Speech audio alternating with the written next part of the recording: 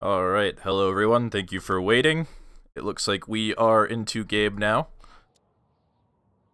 Okay, so in the top side of the map, we have Stanley Winston and Sir Buckland, also known as WickedCossack. This is the round of 8 of the 2v2 Generals Table Tournament.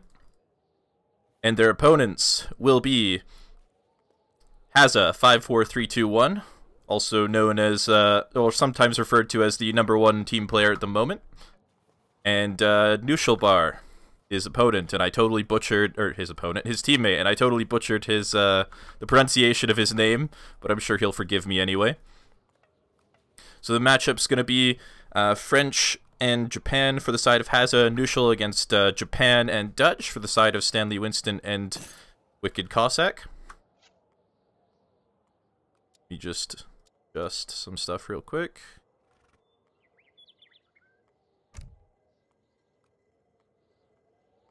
Alright, looks like everyone's sort of gathered in this middle plateau area. There's a lot of treasures and goats here, so we might see some treasure contention soon. 75 food gonna go the way of Stanley Winston, if no one notices. Looks like he'll get that pretty safely. 90 wood also being spotted by both teams right here.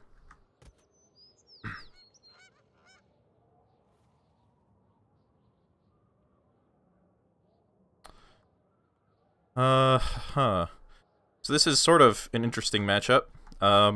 Dutch and Japan together probably can't play pretty aggressively, but perhaps French and Japan could consider playing somewhat aggressively. We'll have to see and just wait to see for certain what they choose to do.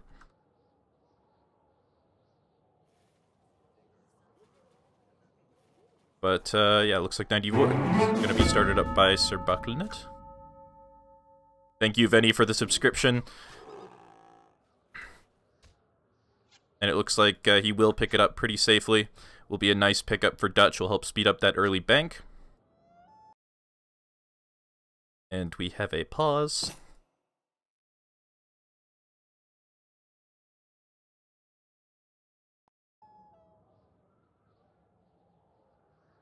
Looks like he maybe just had the stream running in the background and needed to pause it or something like that.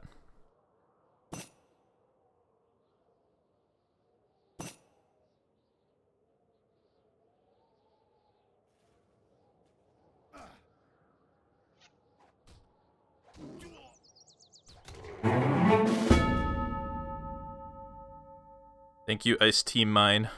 I don't know if I pronounced that correctly, but thanks for the subscription.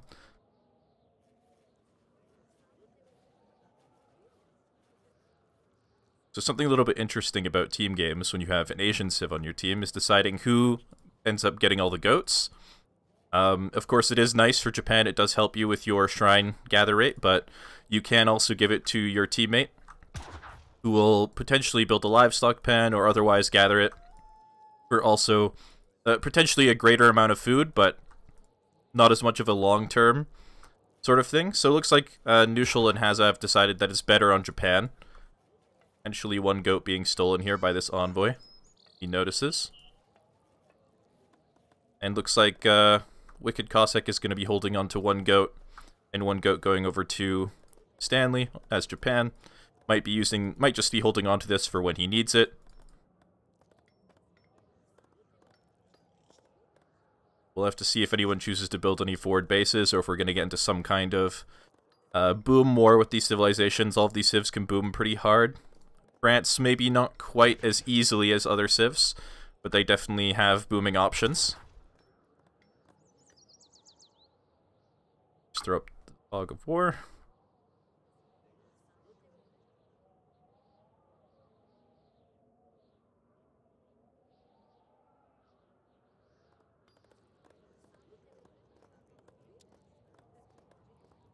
And of course, all the standard shipments being sent. Looks like 2 forward villagers going to be coming the way of Hazza and potentially Knuschelbär soon.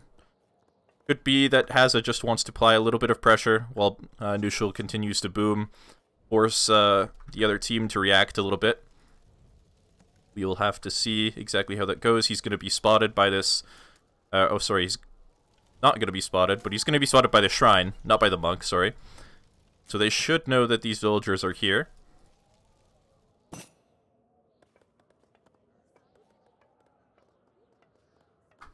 there are animals next to this wonder, thankfully. Alright, 400 wood on the floor. He's gathering gold. Looks like he's going to be doing some sort of bank wagon build. Looks like he actually went for hunting dogs at the beginning of the game as well, which is something I disagree with, but WickedCossack definitely thinks is quite good as Dutch.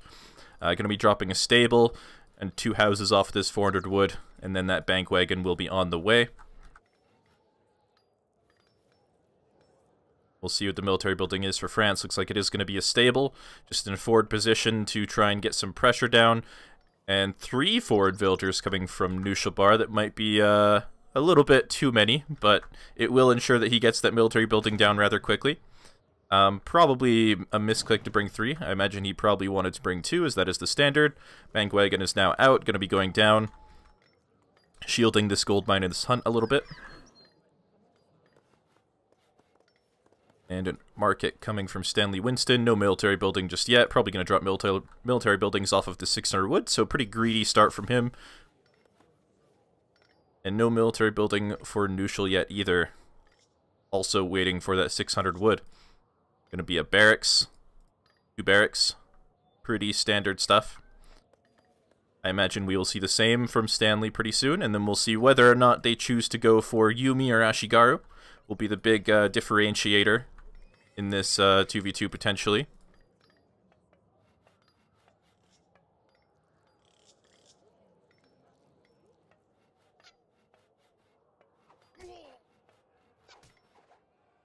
This shrine as well going to be giving some vision of the enemy forward base for a while. It will go down without generating too many resources, but it will buy some time. These Hussars are not going to head straight to the base to raid.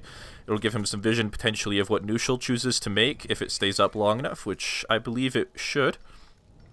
Which is probably good. 5 Hussars out for Dutch as well. Going to be heading across the map, potentially to do some raiding to sneak past this forward base. Looks like an explorer positioned in the choke point to spot any incoming units, so not going to be too surprised by that. Going to leave 3 Hussars at home, actually, potentially just to deflect raids of his the enemy team. And yeah, looks like with that explorer in the choke point, it will be enough to dissuade these Hussars from continuing their raiding agenda there.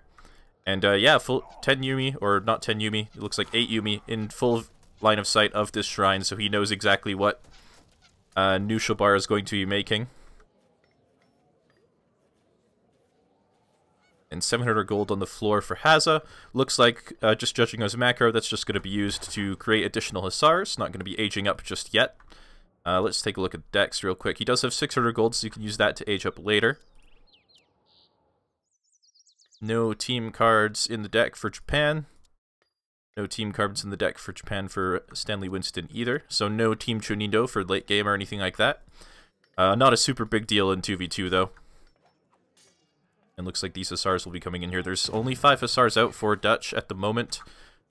Dropping some walls over here as well just to make defending a little bit easier.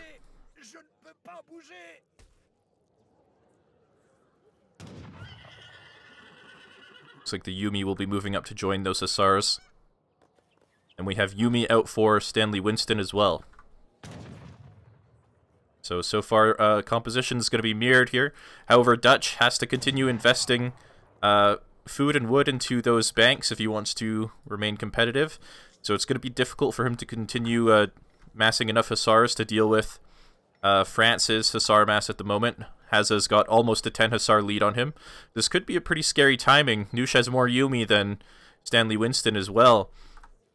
Of course, they still have Defender's Advantage. They have Minutemen available and stuff like that. Potentially an 8 Pikeman pop could come. Bastiero's coming as well from the Consulate. So it looks like they will be alright to defend this. The wall's going to be really helping the Yumi here with the lack of anti-cav, making it difficult for the French Hussars to get in there.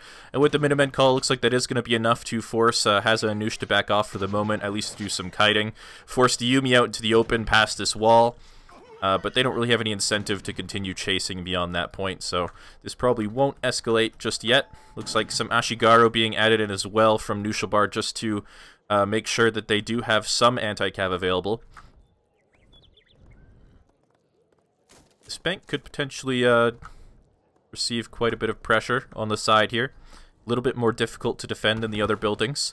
It is quite high HP, so it will take quite some time to siege down, especially with Yumi and Hussars, not overly high siege units. And there's a pretty good Yumi mass out for Stanley now as well, which will help defend. He does have the advantage over Knuschelbär at the moment. However, in doing so, he has sacrificed his boom a little bit. Stanley only on 140 Shrine Pop to Knuschelbär's 200 Shrine Pop. And it looks like this bank is probably going to go down, which is a pretty big pickup for the team.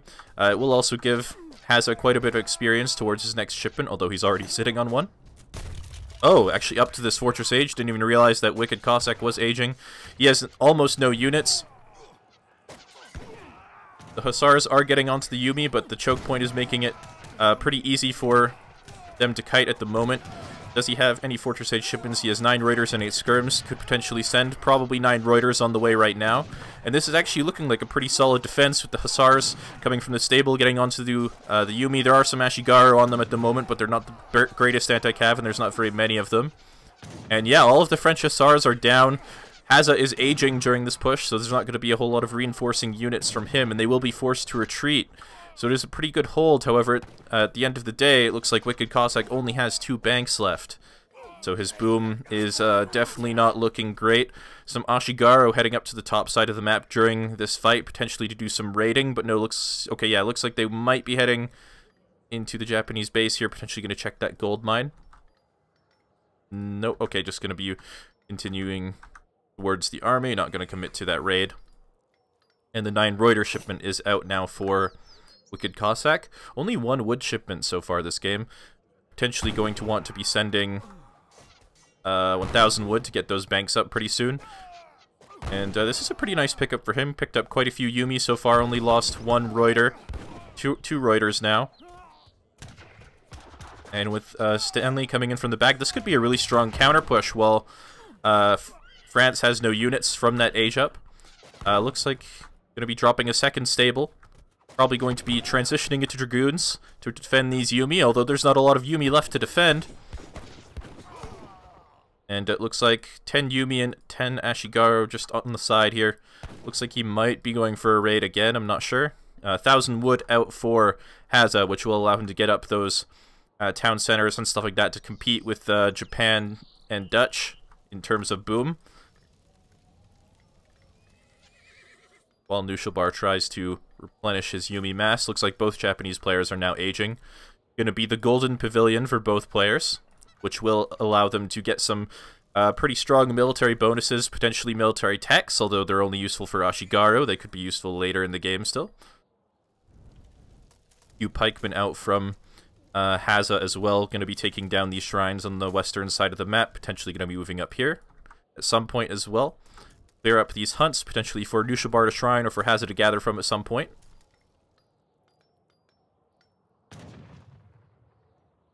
Native Scout is still positioned near this choke point, just to spot any incoming armies and paths that Stanley and WickedCossack may choose to take.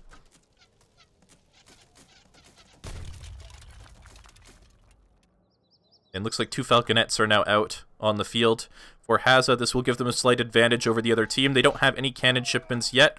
Japan could potentially send flaming arrows once they're up to the Fortress Age, but he's not up just yet. So this could be a pretty nice timing for them. Another batch of goons going to be coming to help defend that. Knuschelbär has a pretty decent mass of Yumi as well, although still slightly less than Stanley. However, he does have Minutemen in there, so they don't really help all that much, especially as they only have 12 range. Few clubmen going to be coming out as well. Going to be cleaning up this shrine over here, most likely. It looks like with the presence of the Falconets, they're going to be forced to retreat. There aren't a whole lot of Dutch units out here. How many banks does he have? It looks like he only has 3 banks up at the moment, so losing that 1 bank has really hurt him a lot. Still pretty far away from maxing out those banks.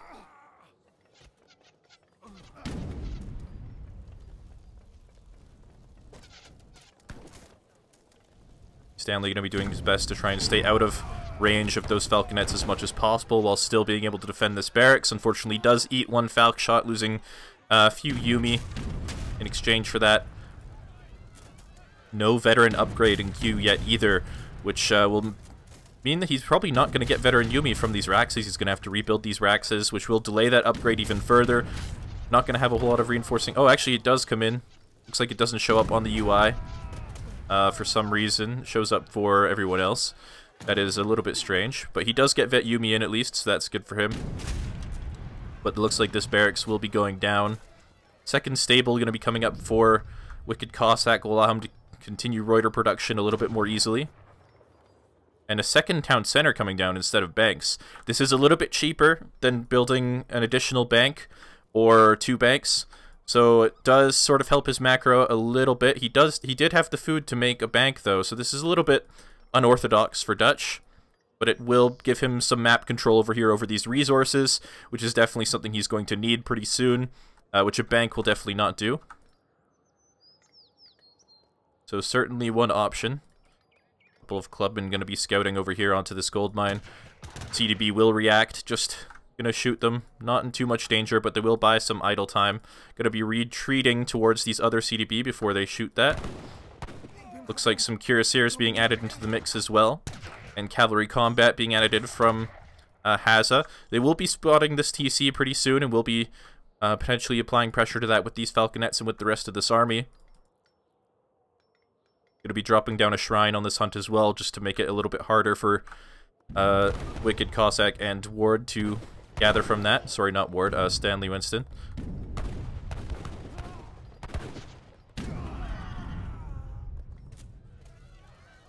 Where did those Vills go? The Vills have escaped. Don't know if the pikemen spotted them. Looks like they were probably more distracted by the Ro8ers than villagers, so they didn't notice that they are over here. So they will be safe for the time being. The TC will go down, though.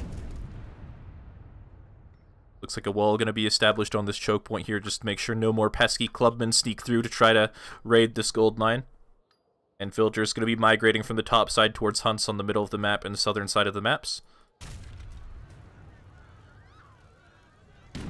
And it looks like the town center is going to go down without too much trouble. 4 banks now up for WickedCossack, so he is almost complete with that boom. However, no natural resources left for him. He does still have this gold mine, only 70 gold left on it though, and in a pretty precarious position. Looks like he's just going to leave that up for the time being as sort of a natural barrier. Going to be gathering wood, get that 5th bank down. Going to have to think about getting mills up soon as well. He's got 35 vills on wood, but no more units, or no more vills on food or gold. Market will be going down rather soon, it looks like. Club's going to be sneaking around the wall anyway, so the wall is not doing its job. Might be taking down this house or something like that. Hazza will likely be able to defend it with the CDB without too much trouble. And now both Knuschelbär and Hazza are transitioning into sort of more economic styles. They know they're pretty far ahead, so we're both going to be sending refrigeration, booming a little bit. Hazza's got a second town center up here in the middle of the map, securing these resources here. And a fort actually going down for WickedCossack. It's not spotted by the other team just yet, so that has a good chance of going up. He is going to lose this bank, however. And it looks like for the moment, Hazza and Knuschelbär are just content to slow push their way here. Both Japanese players are going up to the Industrial Age. I assume with the Shogunate. It is going to be the Shogunate, so they'll both be receiving a daimyo to help bolster their Yuumi, and also a forward shipment point for Knuschelbär, potentially to continue this pressure, but actually not even going to take down the bank. It's sitting on 400 HP, and they're just going to retreat. Not sure what that's about. Looks like some clubs, the ones that were coming up to the northern side of the map, actually somehow in the back of the base now get 1 CDB kill, so decent pickup for him.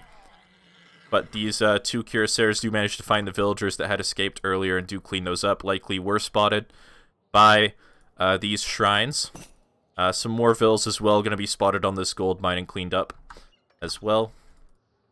Looks like these pikemen were spotted, going to be sniped down by the Ro8ers. They were checking potentially for some shrines on the hunt here. Not going to be able to do any good though, as they will go down for free.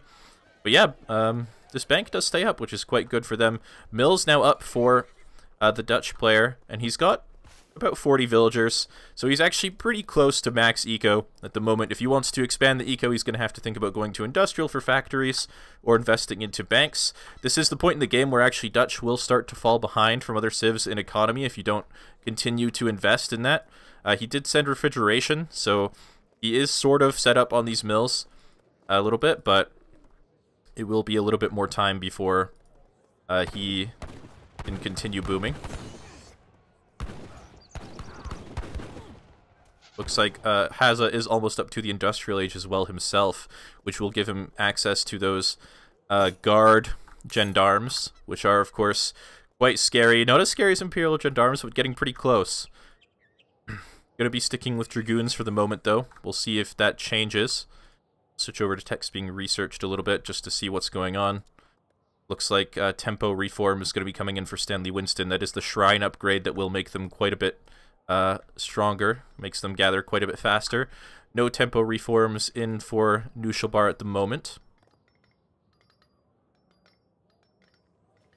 And looks like it was probably a 4 flaming arrow shipment as well in the industrial age just to give him this mass of flaming arrows. A castle up for Knuschelbär going to be giving him flaming arrows instead of a shipment, meaning that he can continue investing into upgrades, most likely. Nope, actually going to be sending 4 flaming arrows of his own.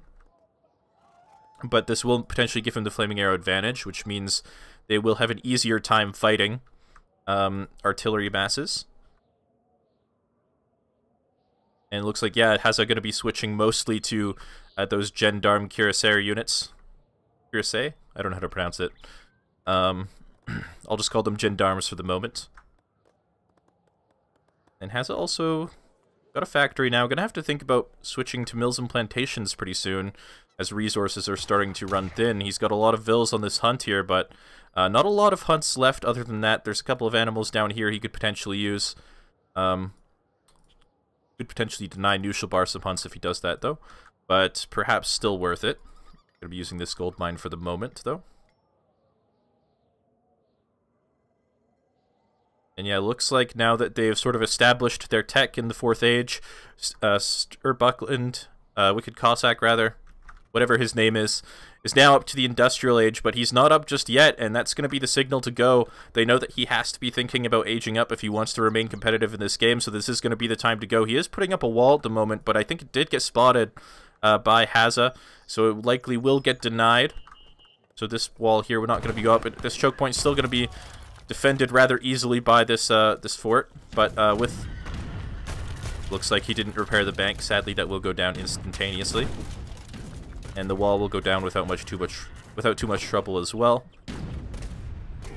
Looks like not a super huge flaming arrow mass for Stanley Winston at the moment. Way of the Bow finally coming in for those Yumi to give them that additional range on there. And it looks like the Cures will be just going in, trying to get onto the flaming arrows.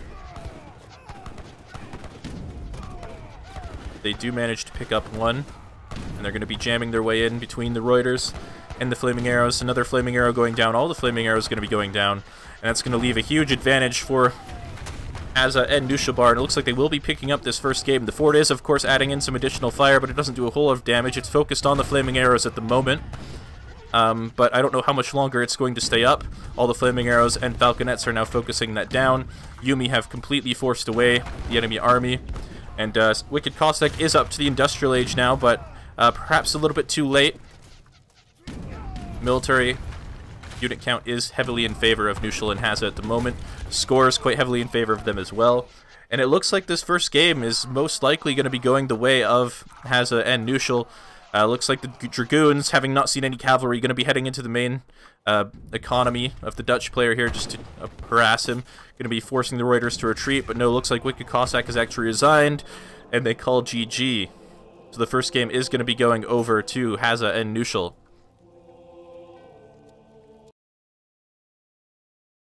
Yeah, it looks like Dutch not booming pretty hard this game, and it ended up costing them. And that timing not going super well, forcing Stanley to give up on his boom a little bit, falls behind. The other Japanese player had less shrine pop, if we remember from earlier. During the push, he was down about 7 shrines or so. And then with the map control, we managed to stay quite far ahead.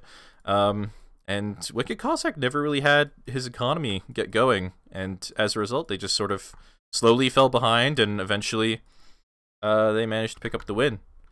We'll be heading out of this game and moving into the next one.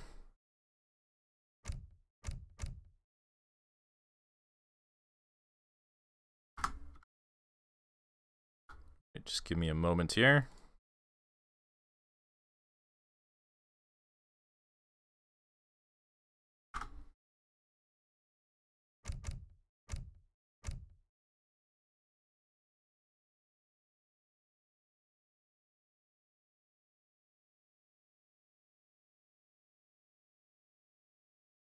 So neither team can reuse Japan. Japan has been off the table for both civs. Stanley and WickedCossack will not be able to use Dutch for the remainder of the series, and Hazza and Knuschelbär will no longer be able to use France. They will all have to use new civilizations.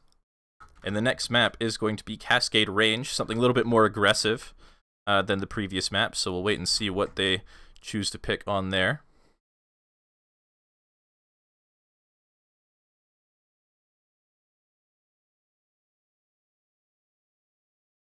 Will be just...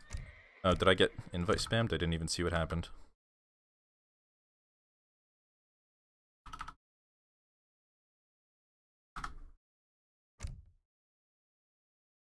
Alright, I'm going to throw up the overlay, and we'll be back as soon as the next game starts, likely in just a few minutes.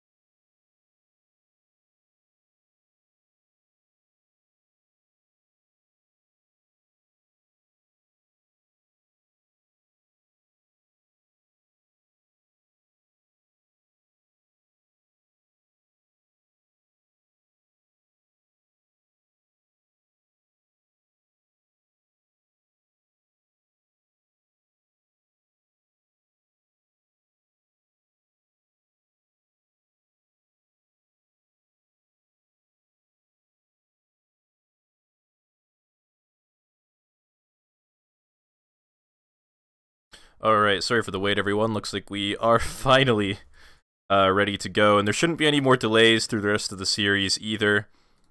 I don't know what's up with my team. We'll be throwing on to random. Alright, so the map is going to be Cascade Range. Looks like Stanley Winston and WickedCossack have elected to go with Aztec and Russia, and Hazza and Knuschelbär have gone with Russia and Dutch. So all of these civilizations are, of course, quite good on maps with lower resources, which Cascade Range is. Aztec and Russia, both civilizations that can play pretty aggressively, get lots of map control, and hold on to the resources that way. And of course, Dutch uses banks to generate gold, so they aren't, and all their villagers cost gold, so they aren't quite as reliant on natural resources as other civilizations. So it definitely makes some sense there. However, Dutch also, although they can be quite fast, they do have to sacrifice their boom quite a bit if they want to be fast enough to hold a rush, and town centers do spawn not super far away, but definitely not super close either, so could potentially be an issue if they get rushed, which they most likely will with these civ combos. But we'll have to see. Maybe someone will have something tricky up their sleeves. Alright, so anyway, in the top side of the map, we will have Hazza and Knuschelbär, who of course did win that first game. And so they are up 1-0 in this best of 5 series. There's going to be potentially another 4 games, or at least 2 games. Looks like Knusch is going to go for an early market. This is something that WickedCossack did last game. Looks like Knuschelbär also likes to go for it. And the treasures on this map, too, should be pretty decent for Dutch as well. Every single gold treasure going to be helping them a little bit. That little 40 wood treasure going to be helping him get that hunting dogs upgrade is on the way as well already. And, yeah, can't complain about food or wood, for sure, for any civilization.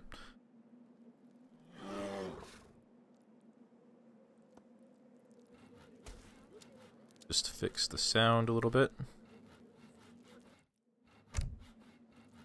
Alright, so looks like there's going to be a market going down for Stanley Winston, and a house, and a fire pit.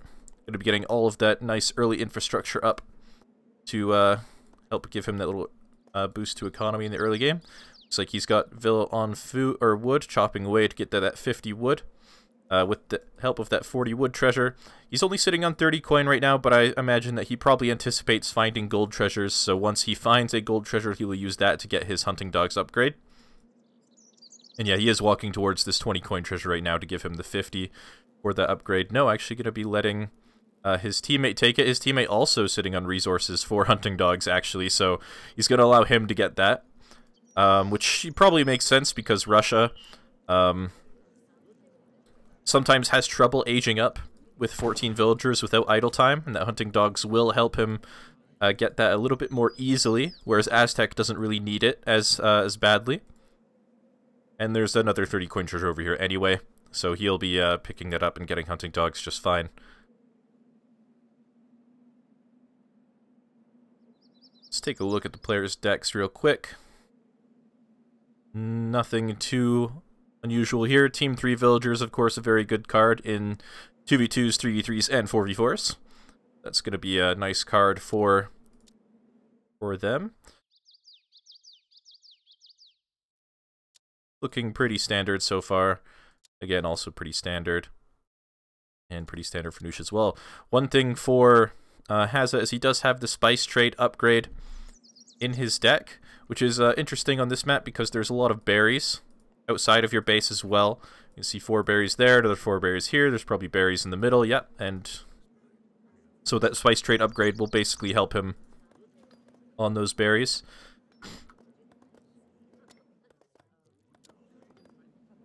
That's definitely an interesting adaptation. Market going to be going down for Hazza in transition here. And a forward villager moving across the map. Only 1 villager instead of maybe 2 or 3. Maybe just going to be herding this hunt away before going back home. Going for a forward base against Aztec and Russia would be pretty risky, so maybe just wants to try and get a little bit of more control over this hunt, make sure it's a little bit closer to their base for later in the game, and making sure that the enemy team can't hurt it back with their own forward villagers. 3 forward villagers going to be coming out for Stanley Winston. He is going to be the first one to the colonial age, of course, with that fast age-up messenger politician.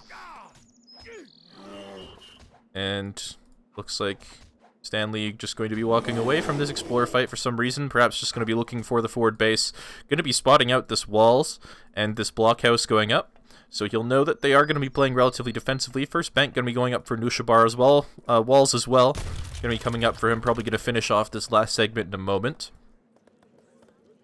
Let's take a look at the shipment sent. There will be a card coming out from Stanley pretty soon. I imagine it's probably going to be 700 wood. He's switching all of his villagers off of wood. But we'll see. He does like to do Puma rushes in 2v2s. I know that he definitely does. Looks like Knuschelbär's Explorer is going to be going down as well. That's going to be a nice pickup for them. Going to be denying some scouting, although the Envoy has already scouted the military buildings. And also giving 45 XP over to the Aztec player. And 700 wood is on the floor now, so it will be giving him some additional housing, stuff like that. Perhaps a second war hut or something. Or some wood-heavy units, such as the Mace Holton or Coyote Runners. And it looks like 400 wood is on the floor for Russia. Pretty standard for both players, both going with 400 wood. 400 wood as well for Dutch, I imagine. Bank wagon coming out, barracks going up. So not going to be going for a bank-heavy build. Just going to be sending the bank wagon, using that 400 wood for a military building and 2 houses, so we can get the units out as fast as possible. And 5 Cossacks coming out from Hazza. I imagine we'll see that mirrored. Yeah, here we go. 5 Cossacks from WickedCossack as well as 4 Puma Spearmen. So no ranged infantry yet. Okay, Musketeers coming out, but they're not going to do so well against the walls and skirmishers. But this wall could go down pretty fast if those skirms don't pop out soon, which I imagine they probably will. Could get a lot of damage onto this, as Puma Spearmen do a lot of siege damage. 10 Mace Holton coming as the next shipment for the Aztec player as well. And Strelets and Skirmishers now out. Interesting decision to go for Strelets. Probably anticipating this kind of aggression, and with the help of the walls, that extra range is going to be more useful than Musketeers, for sure. So that's definitely a good adaptation from him. And it looks like 700 wood will be coming next for Knuschelbär. Will allow him to probably drop down an additional bank, maybe some more houses or some more walls on the side here to really make sure he's nice and safe. So this wall is going to be buying them some time. They do have the time to sort of mass up their army a little bit. Not going to be super easy for WickedCossack and Stanley Winston to do any damage. However, they don't have a lot of resources inside their base. You can see that Hazza already potentially going to have to leave his base pretty soon for hunts. He can hurt this one maybe a little bit closer, stay in his base a little while longer. But for Knuschelbär as well, he doesn't have a whole lot of animals in his base either. Looks like a stable going to be going down off that 700 wood as well, just to diversify their unit composition a little bit. And 6 Puma and 5 Coyotemen are out for Stanley Winston as well, so they're definitely gearing up for some sort of timing here. There's no villager shipment in yet. They definitely want to try and make sure that Dutch can't just get away with booming for free on a map like this, and as long as they have units, they can potentially hold the map for a long time. Looks like 1 Cossack going to be sneaking out on the side here, maybe to do some scouting, maybe a little bit of harassment and raiding. Probably not going to be super effective, though. But he will at least find out where the villagers are for Stanley once that Cossack does continue to move. Second blockhouse coming up for Hazza. Stable already up at the back. This blockhouse will give him a little bit more control over this hunt and this gold mine.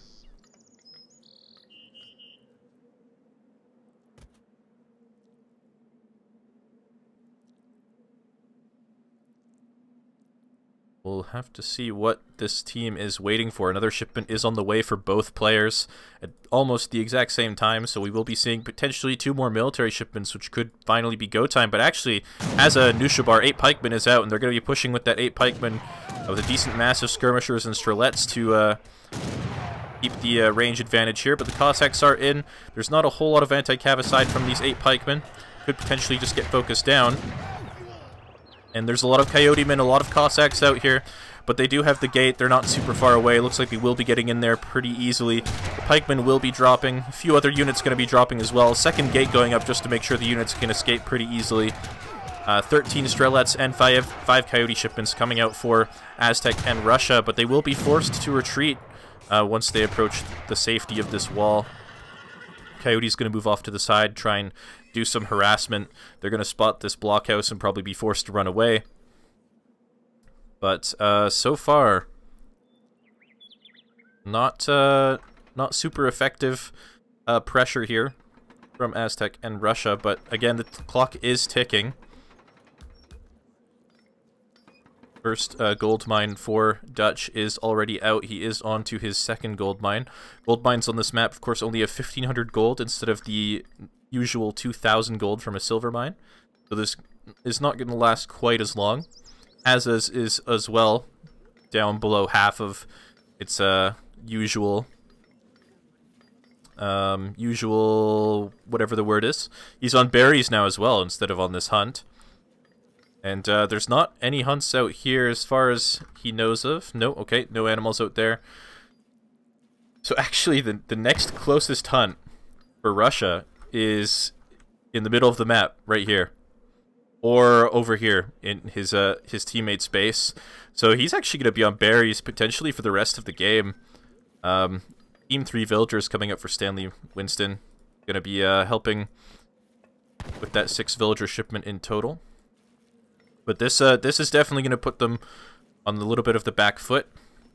He is going to maybe want to think about sending that spice trade card to help mitigate that disadvantage. But of course, gathering from berries, even with spice trade, it's not the best thing ever. And actually, Knuschelbär is going up to the fortress age, so that's probably why they're holding out here, waiting for that age up.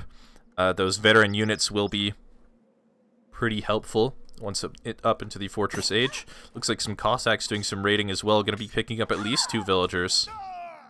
Buying a little bit of extra time. Forcing some idle time and going to be forcing some Cossacks back to defend that raid, most likely. Definitely a nice pickup for him. See what Knuschel has in deck. Just 9 Ro8ers and 8 skirmishers. Nothing super huge. And upon seeing the age up, it looks like they're going to be trying to apply a little bit of pressure. The Aztec army moving forward. Mostly Coyote men and Strelets in this army composition. Definitely pretty effective against their composition at the moment, although that's a lot of Cossacks with Boyars as well. Those are pretty strong. And this wall actually didn't get repaired, so it's going to be going down pretty quickly. But again, this choke point still going to be pretty hard for these units to get in here. Thankfully, Coyotes are a lot better than cavalry in choke points, as they don't take up quite as much surface area.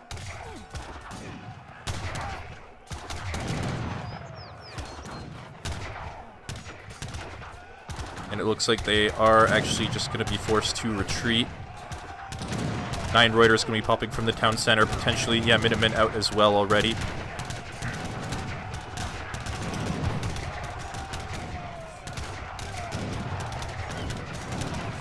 A lot of Vet Hussars here actually as well, about 10 Vet Hussars in tandem with the Boyard Cossacks. Might be enough to actually hold this pretty effectively. Lone pikemen trying to get in on the Coyote Runners and Cossacks.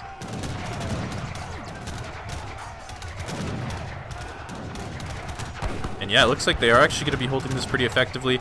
Only Strelets remaining pretty much for this army. 1 reinforcing batch of Coyotes coming in, a 2nd reinforcing batch. But not going to be much more coming after that, and there's still a lot of cav here for Hazza and Knuschelbär. 5 villagers coming from Aztec. He doesn't really have anything else he could possibly be sending. Some Cossacks coming out for WickedCossack as well, but not going to be enough to dissuade these Cossacks and Hussars, it looks like.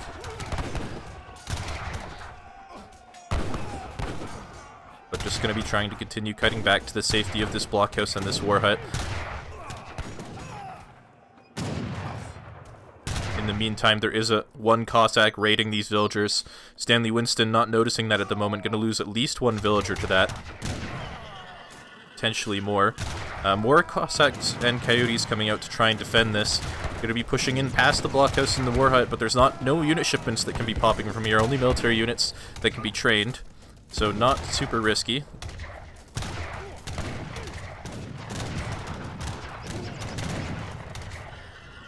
And it looks like the blockhouse is going to be falling. Another blockhouse being dropped in the back here on top of this one animal and the gold mine up here. Again, this Cossack still wreaking havoc. Looks like he's racked up probably about 4 villager kills already. Gonna be a 5th one in a moment.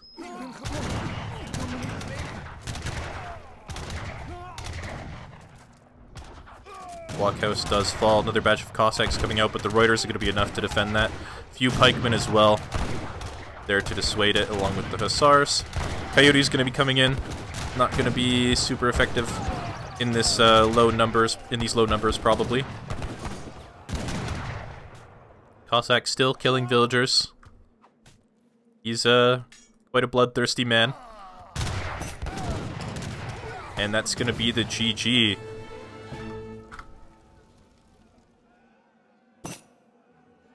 Yeah, it looks like, I mean, Aztec and Russia, they sent nothing but unit shipments at the start, but they couldn't get anything off of it.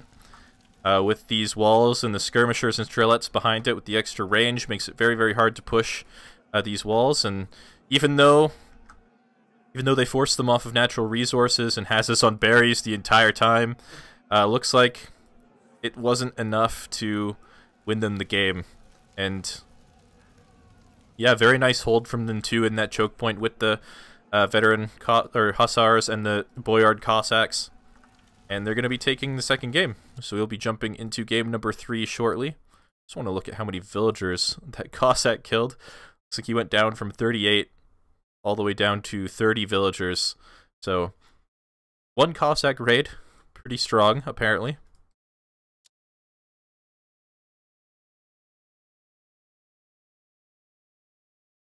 Just going to be waiting for the signal here that I'm allowed to join the lobby, because I want to be the last player in the lobby.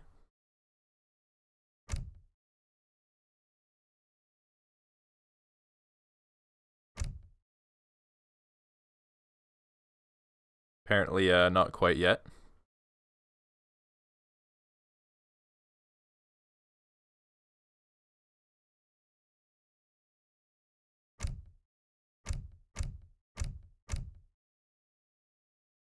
Going to turn some of the graphics down a little bit, just in case that helps with the lag a little bit in game.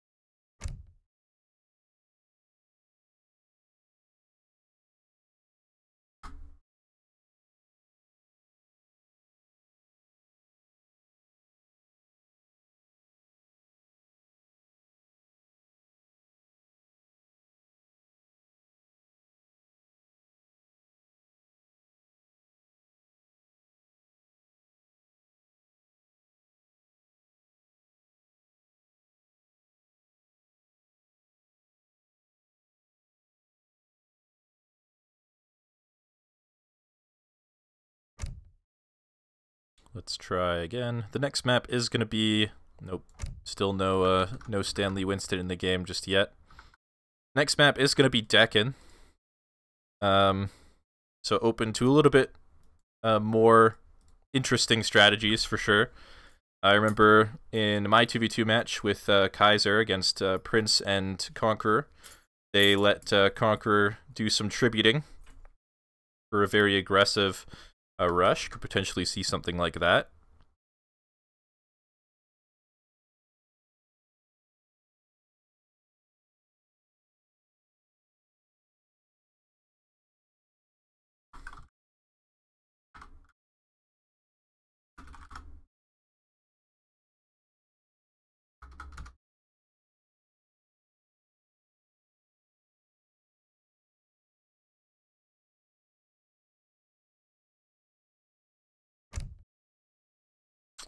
Wish it would tell me how many players were in the lobby.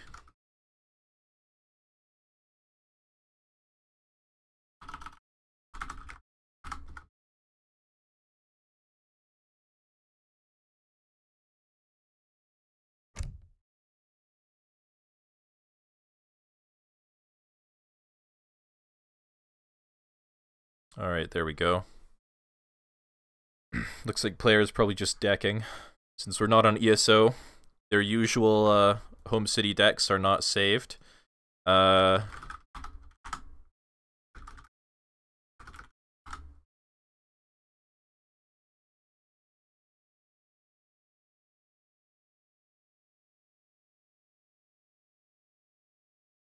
we'll wait until they pick civilizations before they do any decking.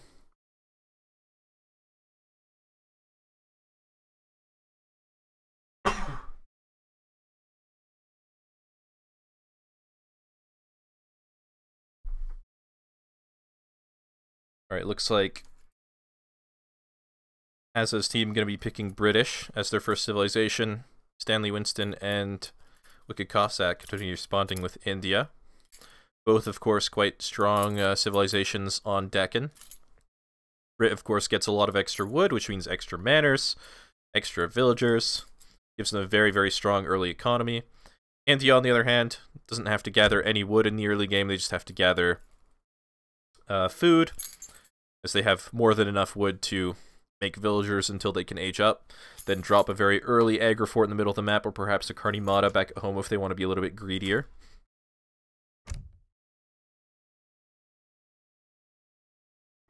So it looks like Hazza needs to make a deck, so we'll be waiting for someone else to host. The in between every game, this series has just been a bit of a nightmare, sadly. But we will get the third game underway relatively soon, I imagine.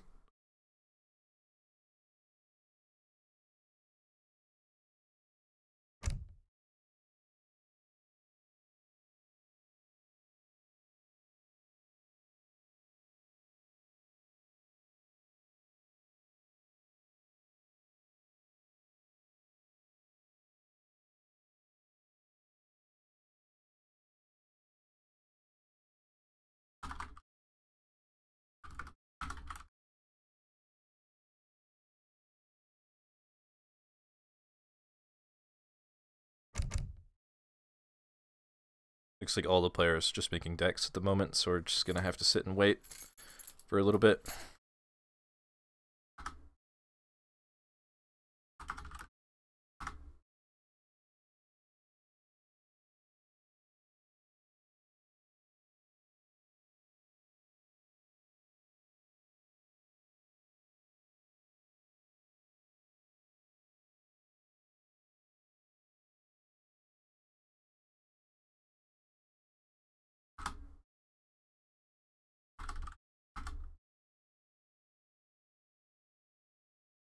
Okay, actually, someone actually aborted the game, so we're gonna have to close AoE for a moment.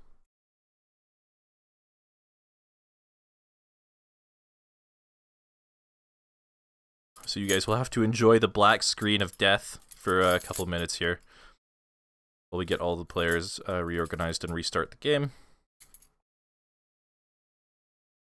There is going to be another 2v2 match this weekend. It's going to be on Sunday, I think at... what time is it? I think 14 GMT. That's going to be between Veni Vidi Vici and... Veni Vidi Vici and Snow on one team, against Tibia and Ramex 12 on the other team, I believe. Let me just double check to confirm that. Yeah, that is the case. So be sure to tune in for that as well. I don't believe I'll be casting that one, as that is still rather early in the morning for me, about 7 in the morning, so I will be pretty dead if I cast that one, but be sure to check that out. There will be more information on the front page as the date grows a little bit nearer.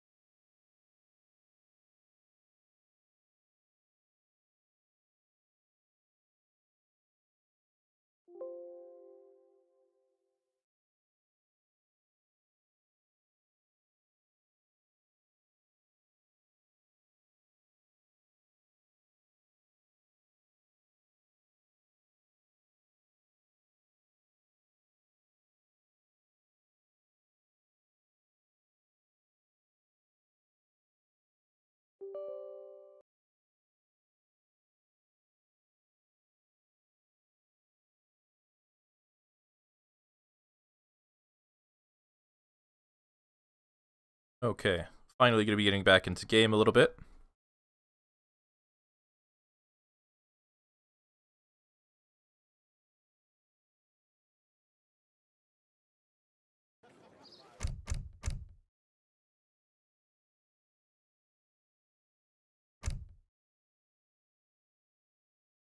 And we will patiently wait for all of the players to join the lobby before we finally join.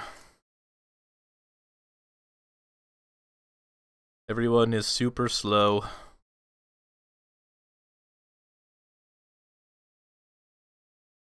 Thank you everyone though for being patient in between these games, as all the problems with ESO at the moment are making it a little bit difficult to get this series played out, but hopefully we will be able to complete the series today.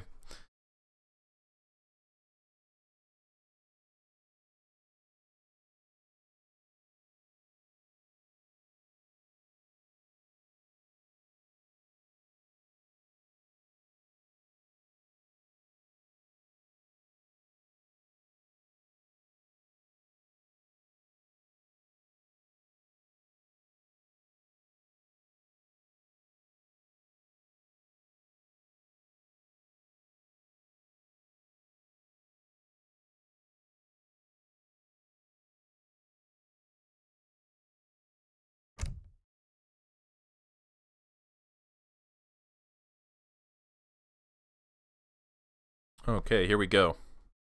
Finally, into the lobby. I believe players have decks. Looks like it's going to be India and Sioux against British and Aztec, actually. Sioux is a particularly interesting pick on this map. There's a lot of choke points and stuff like that that make cavalry a little bit maybe less effective.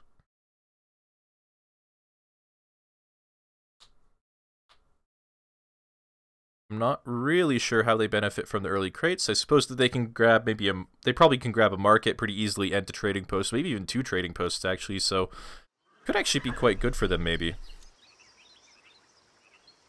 Let's take a look at the starting crates for Sioux, just because I'm curious. Looks like he does have 3 wood crates. He has a couple gold crates as well.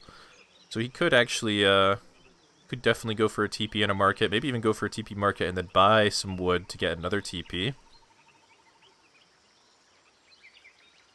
Wait and see, gonna be moving across the map. Also gonna be really easy to pick up these yaks with that super fast war chief, which will be most likely heading towards the Indian player. We'll help him with that, with that XP generation a little bit. Forward villager already walking across the map as well before he's even finished gathering all of his crates, so definitely going to be a forward aggro fort of some sort. And a trading post going down for Sioux as well. On the other side, we have Hazza and Knuschelbär up 2-0 in the series so far. Hazza going to be dropping a trading post. Also, these sounds are actually a little bit annoying. Let me just turn that down just a tad. Turn that down to 0.8 for the moment. Trading post, market, house, and a fire pit going up for Aztec. Quite a lot of wood available for them. Possibly a hunting dog's upgrade going to come in soon. Going to buy 100 wood for that, trade that for that hunting dog's upgrade. On the other side, we have British, only a market and a house. No, okay, also a trading post up for him as well. So opting to forego the extra manors in exchange for that trading post, which is, of course, definitely a solid option. And looks like a lot of the yaks going over to Stanley and Ward at the moment. Also going to be leaving the gold crates on the floor until he can start aging, just to make sure he can get that in a little bit more quickly. It looks like he is actually getting ready to place that wonder with that 800 food. And yep, that is going to be going down before anyone else starts aging. It will, of course, be quite a bit slower than other age-ups. It takes 110 seconds with one villager on the wonder to complete that. So he's a couple minutes away from age-up, but we'll get there probably shortly after the 4-minute mark. One monk actually going to go down to this explorer, unfortunately for him, but he'll be able to pick that up safely once he hits the Colonial Age and receives a little bit more hit points. So not a super big deal, though some XP does go over to Knuschelbär. Looks like 80 wood was found by Stanley. Definitely a nice pickup. There's a villager treasure here as well they might think about picking up. There's a couple of really nice treasures on this map. 300 wood, 380 XP, 10% infantry HP? Nope, 360 food. Looks like the 10% infantry HP treasure not going to be spawning on the map this time. Probably for the best, as that treasure is quite strong for whomever can get map control. Actually a little bit interested in Stanley's deck. Okay. There is something you could do on this map where you actually send the card. I think it's a Morning Star. Lets your Axe Riders convert all of the... lets your Axe Riders convert Treasure Guardians as well.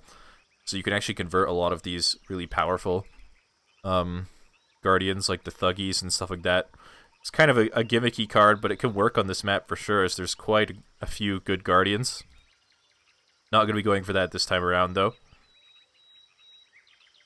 How many yaks does he have? He has quite a few yaks. He's actually chosen to forego a trading post, just in favor of getting everything else up faster.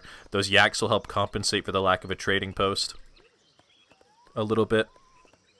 Also worth mentioning that Stanley did choose to build this trading post in the middle of the map instead of this one right here. Gives him a little bit of extra vision over these resources, over this path through here if any raids come through here. And also helps deny Hazza an additional trading post on this line. So definitely a good call from him. Take a look at the ship and sent. Looks like Virginia Company actually coming second for Knuschelbär with that trading post. So he's going to be booming quite hard near the game here. A barracks coming down as well after hitting up, just to be super safe against any early aggression. Tower going to be coming up behind this market. Going to be really hard to siege that tower. Also going to give him a little bit more safety on this gold mine and stuff like that. And 3 warrior priests coming out for Hazza. Not exactly sure what he's dancing for at the moment, but it could be dancing for additional warrior priests or for more experience. 700 wood going to be coming in behind that. We'll check back on this fire pit in a moment to see exactly what he's doing with those warrior priests. 700 wood going to be coming for Knuschelbär as well. Going to be dropping a lot of manners off of this. Setting up that big long manor wall all the way to this choke point most likely. Going to be making sure that all of these resources back here are super, super safe. And looks like no military building. Okay, military building going up actually at home for the Sioux player. I mean, he is going to be making cavalry, and they are going to be moving across the map relatively quickly, so it's not a super big deal that this stable isn't at the forward base, although not ideal. He did have a forward villager here, so that might have just been a mistake to send that there. Or to build that there. I'm not really sure what this is about. Maybe he just wants to make sure he can defend raids more easily. Going to be dropping a second trading post as well.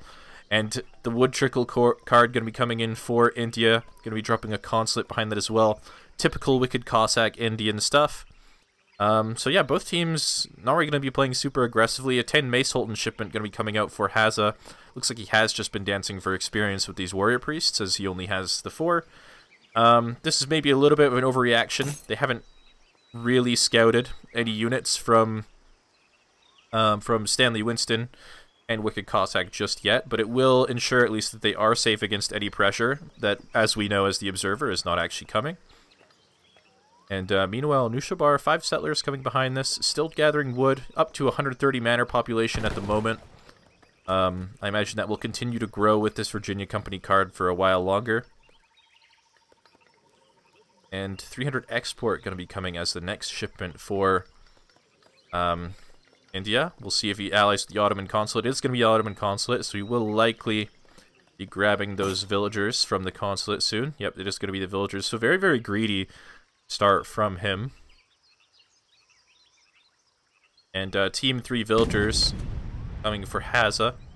Definitely help bolster their team's economy by quite a bit.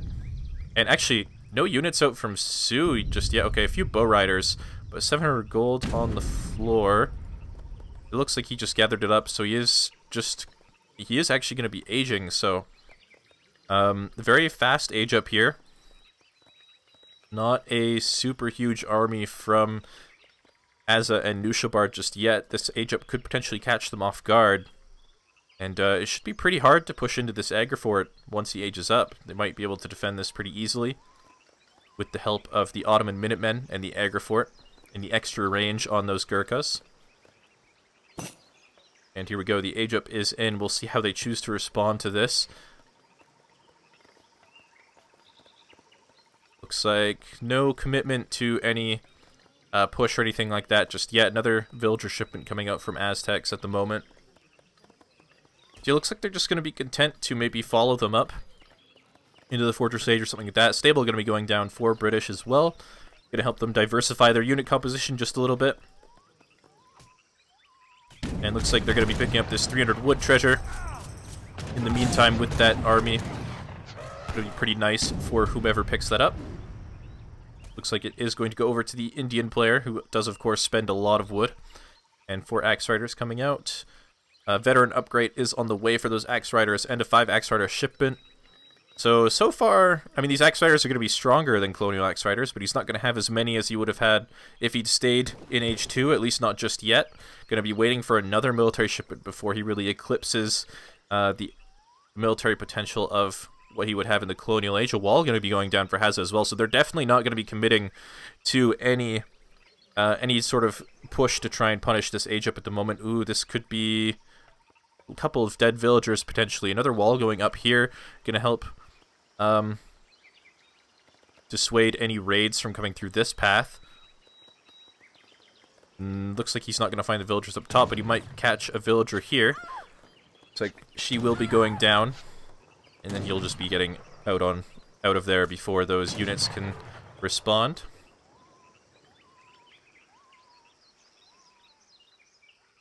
And 600 gold coming out for India. We'll see if he uses that to age up, or if he's going to use that to just train additional units. They haven't really confirmed what Hazza and Knuschel have yet, so they got to be a little bit careful about pushing. But it looks like Knuschelbär is actually aging up to the Fortress Age himself, so they have to potentially do something soon. Looks like they are going to be pushing out. This villager going to die. She was probably going to go build a wall up here in this choke point. Unfortunately, not going to be able to get that up though. But with this manor wall, he should be able to defend this pretty easily. He has a decent mass of longbows that outrange pretty much everything that they have up here. There is a little bit of a hole here in these manors for the Axe Riders to get through, potentially, but with the reinforcing Aztec units, that shouldn't be a super big problem. Team Exotic Hardwood's actually coming out for Hazza as well. Not a card you see super often, but it will definitely help Knuschelbär gather some wood as well. And they're both going to be spending resources on wood units, so I suppose it's definitely a decent investment. And with the Mace Sultan and the longbows here, it looks like the Gurkha are probably going to be forced to retreat. This army doesn't have a whole lot of siege. Axe Rider's actually blocking the retreat path a little bit there. And Knuschel going to be up in just a moment, but no damage going to be coming through after this age up, so this age up's going to be pretty successful, I would say.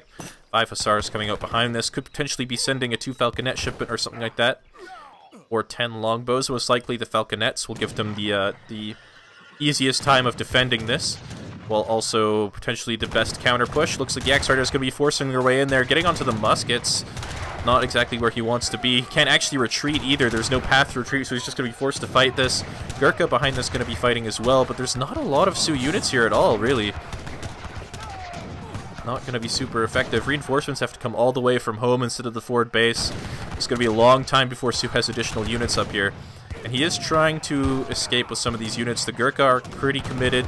Going to be trying to kite their way out of here as well, most likely. Minutemen coming out. The shipment should be arriving relatively soon. There it is. 2 Falconets going to be coming out, getting into bombard mode onto these Gurkhas. Volley kills quite a few Gurkha, gets some damage on others. A few Gardner Hussars coming out to bolster this attack, but a little bit late. And it looks like they are going to be forced to retreat. So that leaves Hazza and Knuschel in a pretty good spot. Knuschel has maxed out his manor population, so he's fully boomed at the moment, although he doesn't have a super large amount of hunts in base. He has some animals up here he could potentially gather from, but he has to walk some villagers back there. Just ran out of food in the back of the base. So he's going to be walking villagers for quite a long time, so not going to be training a whole lot of units at the moment. And behind this looks like India is going to be aging as well. He's got 2 shipments saved up. What does he have in deck? He has 7 Urumi. No Team Urumi shipment, actually, pretty surprisingly. in this deck. Also has Siege Elephants, which will help him deal with Falconets, potentially. Other than that, nothing super unusual going on with this deck.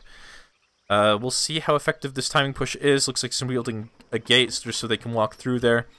These Falconets could do quite a bit of damage before they hit the Fortress Age, but Stanley Winston just going to be trying to buy some cavalry, or buy time with some cavalry in the Aztec base here. Going to be running on through. Has to be really careful not to get caught if he continues walking this way. Yeah, okay, he's just going to siege the wall for the moment. It is going to go down without a fight, it looks like. So we will be able to escape through there. This is going to open up a raiding path for him later as well, unless Hazza rebuilds that wall. Looks like he's actually just going to continue to go back to the base after seeing the Falconets on this Agrifort. Wants to really force military units to come back to this base to retreat. Not going to be picking up those warrior priests, is instead going to be focusing on sieging down this fire pit. There are a few goons here, but they're not a super big threat to this big massive axe riders. Getting a lot of idle time on these villagers. These are some really exposed villagers as well. If he finds these, could be a big problem. This Agrifort is likely going to go down. A lot of villagers in the middle of the map as well, migrating to this this food. So it's important for them that this fight goes well, which it looks like it is going to go pretty well for them, as they have a pretty large military lead at the moment. Sioux army still just sitting on the side. Going to be walking back into the Aztec base. No, okay. Or yes. It looks like he just wants to wait for the military units to leave this base, then go back in, force them to retreat again. He's got Siege Dance actually as well. There's a lot of vills in this fire, but he's going to one-shot the TC, it looks like. There's not a lot of villagers here, but he has maybe 15 vills in this TC. This could be quite a good pickup for him. There's not a lot of mobile units on the field. There's only 8 dragoons that are coming home. This is actually going to be a lot of damage. The vills are going to make a run for this war hut, but the TC is going to go down. That's going to mean that Hazza's definitely not going to be getting up to the Fortress Age anytime soon. He's going to kill all of the warrior priests as well. There's no fire pit rebuilt. There's about 15 dragoons out now. We'll see how Stanley chooses to respond to that. Looks like it is just going to be time to flee, but he did get a lot of damage done with that Siege Dance. But behind this, the push is still pretty scary from British and Aztec. We'll see where these Ack Riders go. They're just going to be chased down by these goons at the moment. The War Chief a little bit low on HP, but not going to go down, so his units will remain with that speed aura, maintaining that mobility, but this push is still pretty scary. There's Urmi out for India, but no counter to this Falconet push just yet. Going to be needing Siege Elephants or something like that if they really want to deal with that effectively. Looks like he opted to send British East India Company instead of Siege Elephants for a while there, which will give him 10% HP and attack on these Gurkha to Urmi going down without much of a fight. Actually, looks like the Sioux army coming in from the back is actually cleaned up all of the anti-cav, and there's only a handful of Puma left. This fight is actually going to go really, really well for them. Getting onto the Falconets now. Gardeners popping out from the Ottoman consulate again, and yeah, this fight is going to go really, really well for them. 4 Rifle Riders coming out as next shipment, going to help reinforce this next counter push that's going to come after this fight. And behind this, Aztec base still trying to recover from the damage that was done with the Sioux early on. No town center backup just yet. It's looking like this could be a really good game for Stanley Winston and WickedCossack to potentially get back into this series. Looks like he's going for a raid on this top side. Going to be spotting the Explorer, which did build another town center up here. So might indicate to him that there's a town center up there, but not going to be looking for that. Just going to be heading straight towards the enemy base, looking for villagers and stuff like that. There's a pretty big mass of dragoons, but nothing to really deal with these Gurkha at the moment. They will be able to dissuade these cavalry from doing a lot of damage, though, maybe. It's going to be forced to just run through the base. Still dancing for Siege Dance, so he could be looking to snipe something here. But his army is not very fast without that War Chief, and the goons will probably be able to force this away pretty easily. Does need to stop Siege Dancing as he's not actually sieging, losing a lot of villager seconds on that. Looks like Aztec going to be rebuilding the town center in the middle of the map as well, going to help secure some of these resources for Knuschelbär, and also build the TC in a place that's maybe not quite as easy to anticipate. The Sioux War Chief has been revived. Still dancing for Siege Dance. He's losing a lot of villager seconds on this. Coyote's actually coming in as well to apply a little bit of pressure. There's actually some Puma Spearmen on the fire pit as well. Another 3 Puma going to come in here. You actually might get the stable off of this. A Warhawk going to be coming down here to secure some additional resources. Don't know if he has any units popping out of this just yet. Let's look at units in queue. He has no units in queue, so this is actually going down. I guess he doesn't have any units in queue because he's spending all of his time siege dancing when he's not actually sieging. Stanley, you need to stop dancing, please. But he does send 1,000 food, which could maybe indicate dog soldier big button. Yeah, he actually traded some food for, or some gold for food there, it looked like maybe. But he is definitely aiming to get that dog soldier big button soon. Aztec is finally aging up to Fortress, but it's going to be a while before he has any respectable unit mass. He only has a handful of villagers as well compared to the other civs at the moment. Still siege dancing without sieging with 22 villagers.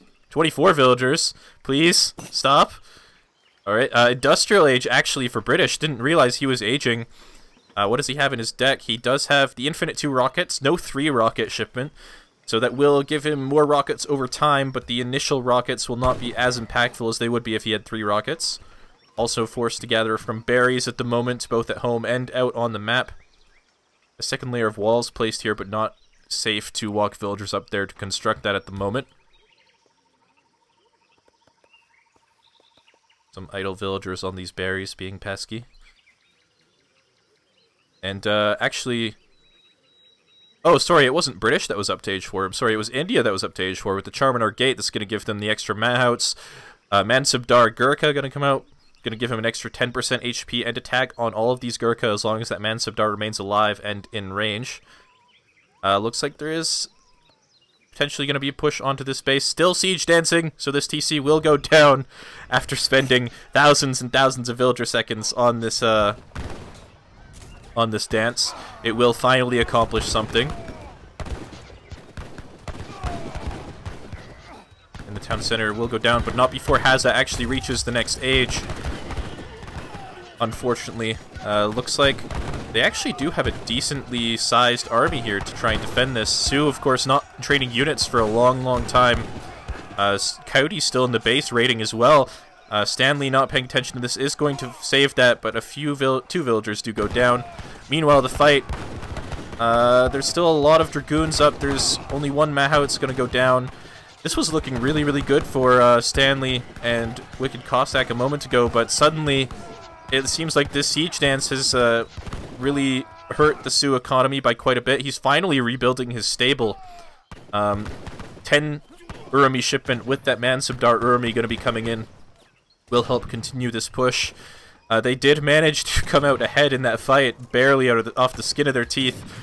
But again, this dance is really, really hurting him, it feels like. He's finally switched a few villagers off onto that elephant. Not a lot of food left there. We'll have to use this gold mine. Not sure what he's dancing for at the moment. Not a lot of siege for this wall. Of course, the wall doesn't have a lot of HP, so you'll probably be able to get through this. Longbows can defend relatively easily, though, with that extra 6 range on these Gurkha. And resources are starting to run a little bit thin. These villagers are going to be out of food pretty soon on this side. They're also a little bit exposed. Also, this hunt up here won't last for too long. Sorry, too long.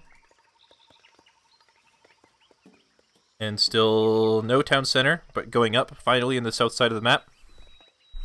For Hazza, it's been a long, long time since he's been able to train villagers, but his score is actually higher than Stanley's, just because of how heavily Stanley is invested into this dancing. Going to be dropping a second town center on this these berries to try and get that economy rolling. A third town center as well. Might actually fertility dance some villagers out pretty soon.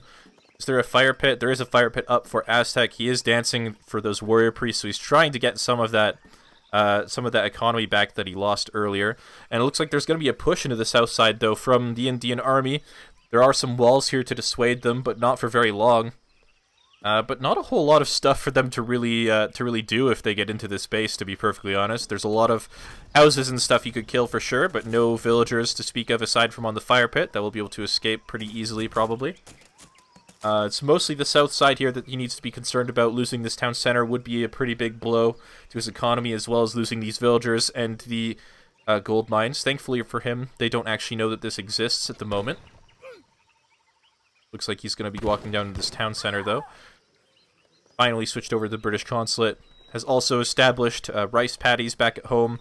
A sacred field going to be helping bolster the experience he's getting from these yaks as well. And 2 additional town centers on the top side, so India's got quite a strong economy for sure. Looks like some redcoats up here as well. We're cleaning up maybe a raid or some villagers. There are some coyotes raiding up here as well. Looks like the infrastructure is finally get cleaned up over here. There's still some longbows nearby. There's not a lot of cavalry to threaten them at the moment, so they're safe to sort of poke away at this army, force them to retreat. Coyotes are going to get spotted by the redcoats. Just going to continue running around for a while, it looks like. And Sue, finally, with a military mass again, he has a handful of axe riders. Going to be cleaning up some longbows. That's definitely a nice pickup for him. Could potentially pick up these vills as well, which would be nice. Looks like he is going to get some vills. He is going to get caught, though, by these hussars and these goons. Going to be forced to run. Going to get snared. But, yeah, it looks like he is actually going to lose the majority of these axe riders, most likely. He drops one back that's being snared. Doesn't want to drop the explorer back because it's so important for his army, but it is slowing him down, and he is going to walk straight into the British army, so these units are going to be lost, unfortunately. They didn't die for free, but I believe they only killed 1 villager and like 4 longbows, so it's not the greatest trade in the world. 15 bison going to be coming from him back at his hometown center. Going to be able to switch off of berries. Looks like he is maybe a fertility dancing at the moment. His villager population is growing. There's a coyote raid that's going to be getting on top of this fire pit, though, but some bow riders going to be there to respond pretty easily. Looks like some mild combat on the north side of the map over these resources as well. And a big mass of Urmi now out for India. He's actually overpopped 209 out of 200 population, so he's going to want to be fighting pretty soon. But pretty hard to do so against this massive longbows and hussars when he doesn't have any anti-cav to speak of at the moment. Not going to be able to trade any anti-cav himself as he is pop blocked. And Stanley, only a handful of bow riders at the moment, could potentially get tributed from India to try and max out his own population.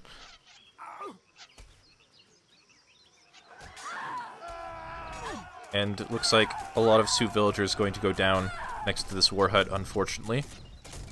And, I don't know, suddenly things are looking really good for Hazza and Knuschelbär, despite how big of a blow Hazza took early on.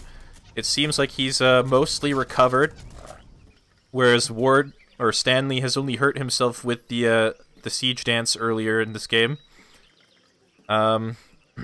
Looks like he might be tributing a little bit towards getting this bow rider mass out. They could definitely have a good fight here with these Urmi and a big mass of bow riders. This positioning is going to be a little bit awkward, though. Exotic hardwoods now out for, I believe, Hazza. Okay, the other exotic hardwood shipment.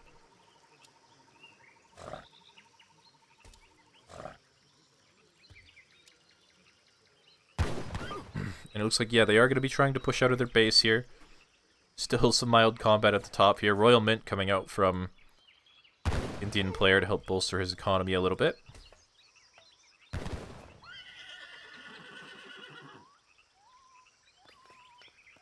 Finally up to 10 warrior priests again as well, which is definitely helpful. And British finally going up to the industrial age, going to be following India up. He hasn't quite switched over to mills and plantations yet, though, which he will have to think about doing rather soon. There are some resources in the bottom side that he could use, but he is definitely going to have to do that soon. He will have access to factories, though, which will help make that transition a little bit easier.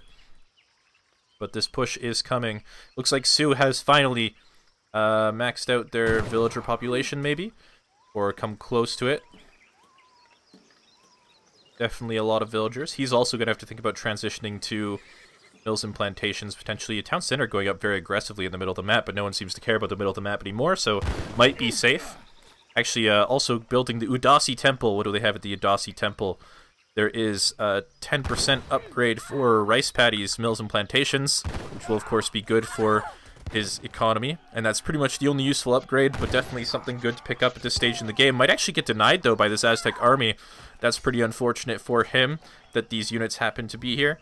But the push, on the other hand, is pushing deep into the base. They are approaching the British base a little bit. The army's still retreating. All the warrior priests were evacuated, and he is up to the industrial age now. We'll see what he chooses to send. Could be those rockets to help give them an answer to this army. A lot of villagers potentially going to go down here. The bow rider is going to be getting in onto those villagers for sure. So definitely not good for him. A little bit of a raid going on from the Aztec player in India's base. He can't really respond to that at the moment because he's got max population. But these aren't super dangerous units either. They could potentially take down the Charminar Gate, though, if he's not careful. Yeah, a lot of villagers going down. Actually, a couple managed to escape somehow. And it looks like they might be trying to fight this. Hussars and Coyotes going onto the Gurkha. Looks like the Hussars are going to be flooding in. No, okay, not quite going to commit to that. That is a little bit of an awkward position. Infantry wasn't quite there yet either, and there's a big massive Urbi behind this still.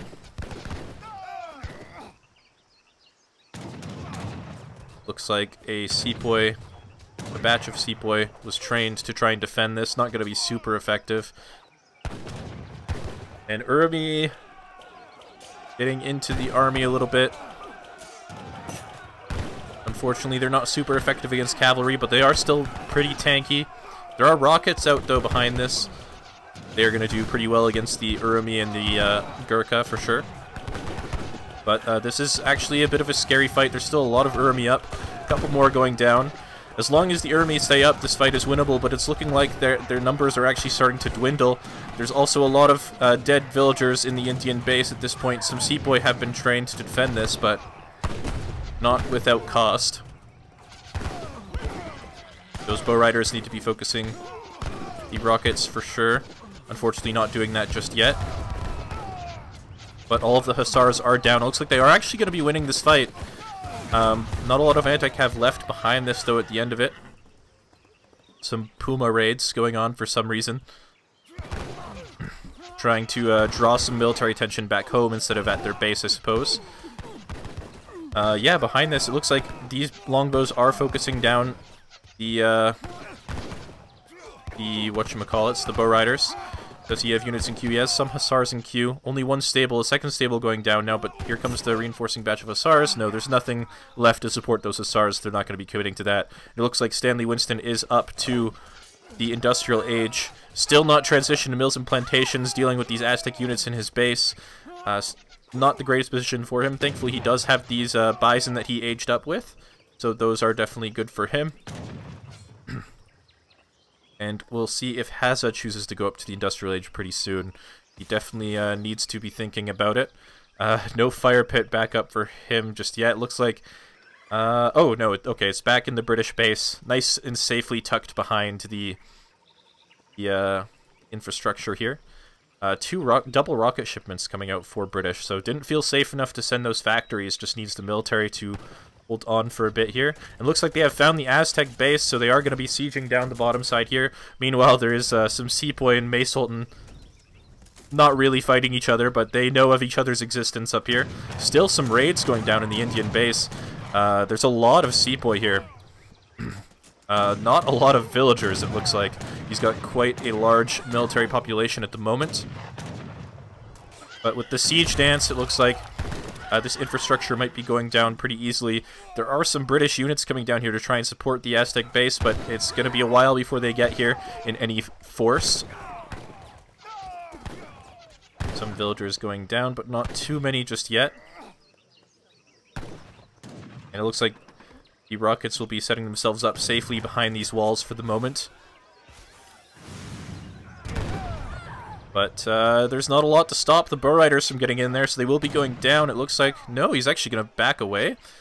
Is he maybe distracted by this thing going on over here?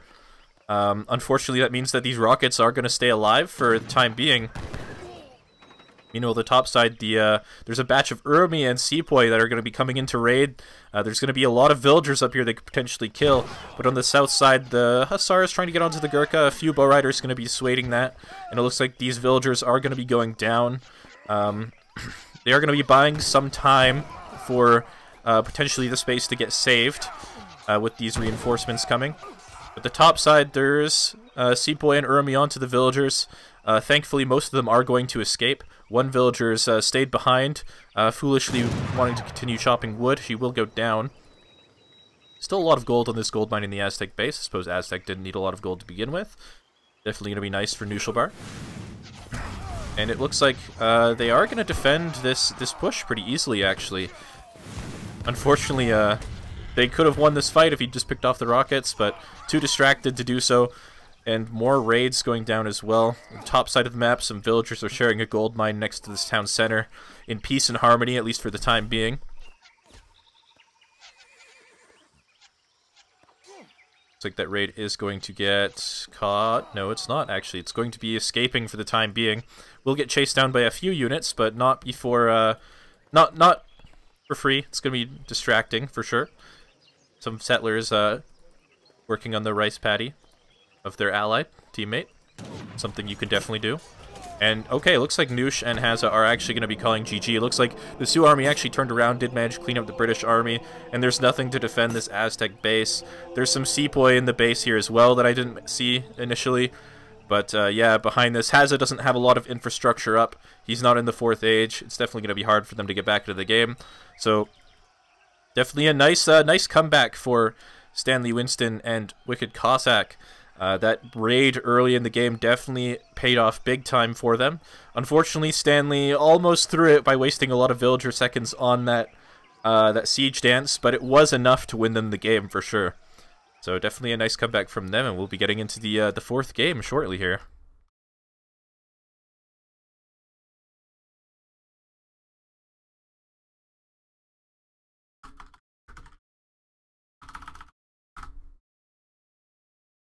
Okay, let me just see what the next map is real quick. The next map is going to be Manchuria. That's going to be the first and only sort of water map in this series so far. I imagine players are probably thinking about civilizations and making decks at the moment, so we will have to give them a couple minutes for that. But they do definitely have water options available to them on this map. I think most of the players in this series are familiar with some water builds in team games, so it's definitely an option available to them.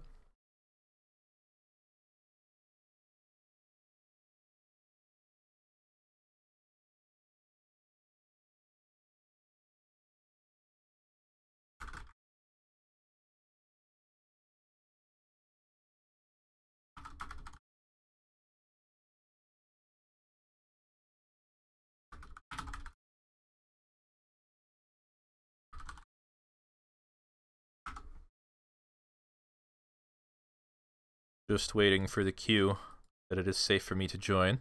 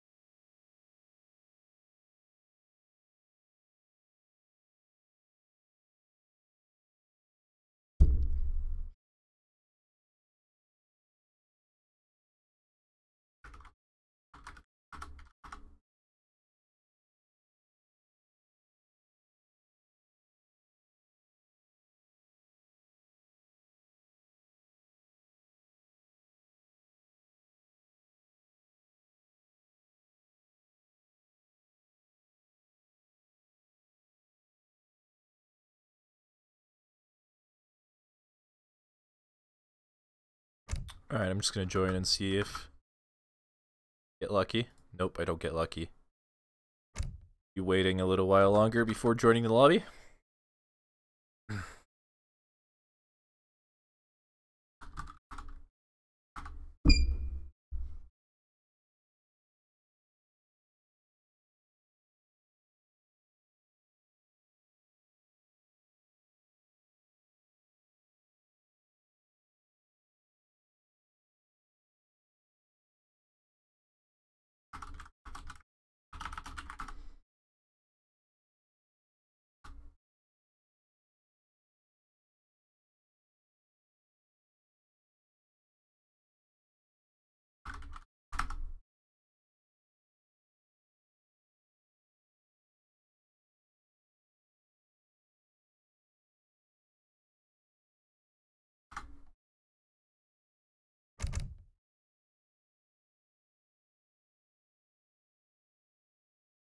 Alright, here we go.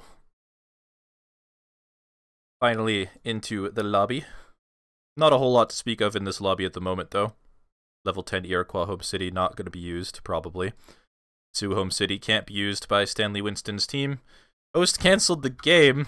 I guess he needs to make a deck, so we'll be waiting again for me to be able to join the lobby.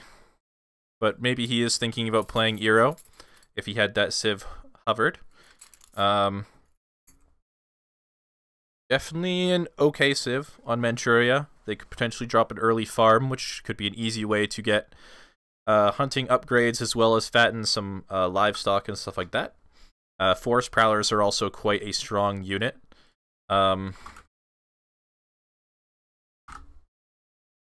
Definitely a strongest skirmisher in the game, with a lot of unit upgrades, with the War Chief Aura, with War Dance, and with 22 range.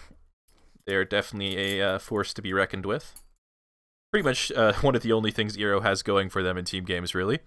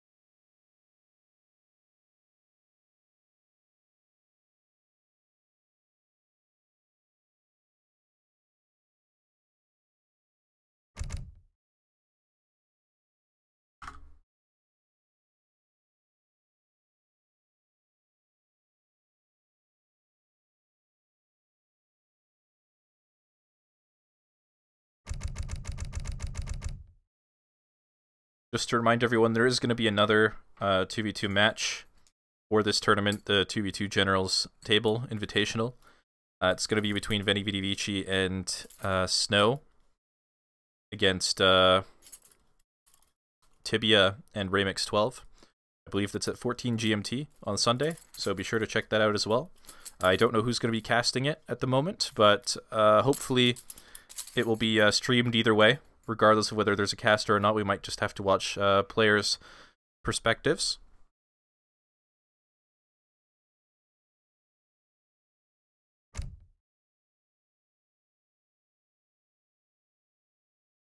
So be sure to check esocommunity.net to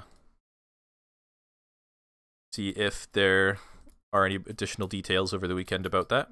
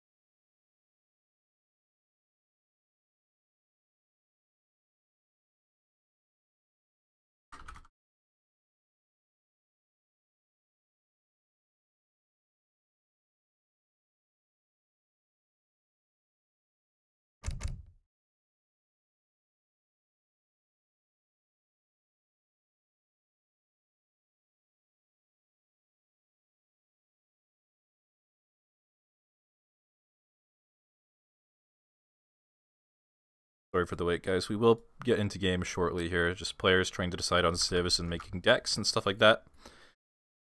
Unfortunately, we can't use ESO at the moment, so they're going to be making decks in single player.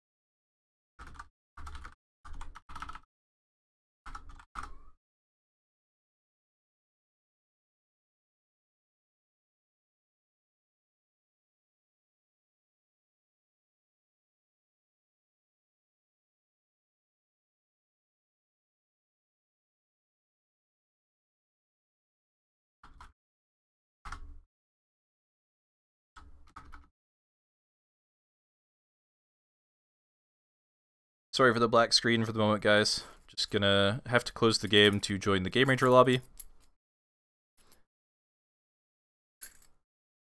Still waiting for everyone to make decks.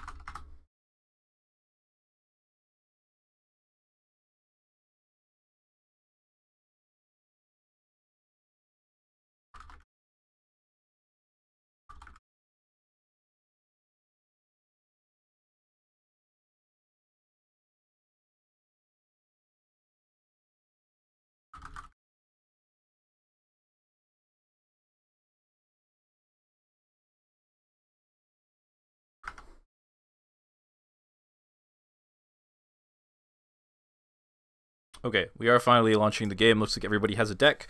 So we will be entering the game pretty soon. The map is going to be Manchuria. Hazza and Knuschelbär are currently up 2-1 against Stanley Winston and WickedCossack.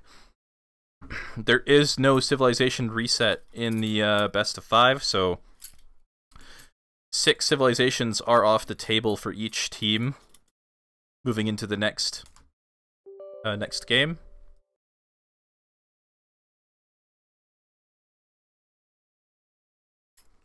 That does restrict things a little bit, but they did manage to pick civilizations either way.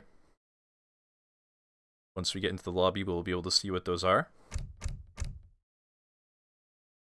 And I will have to leave the lobby and wait for everyone to join first.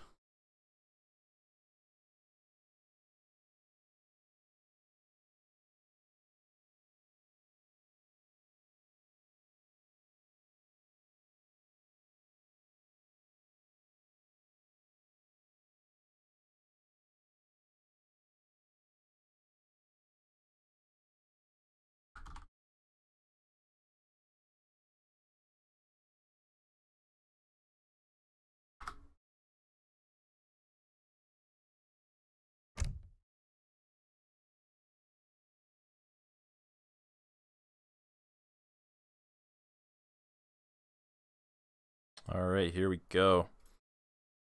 So it looks like Hazza and Knuschelbär have picked India and Portugal.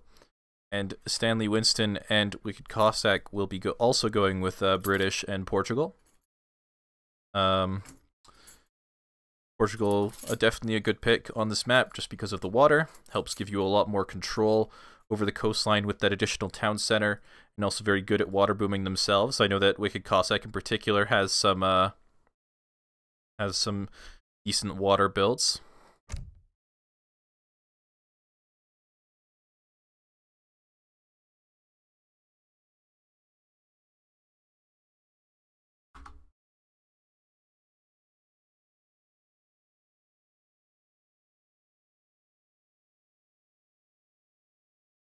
India is quite good on Manchuria as well, just because of the yaks all around the map.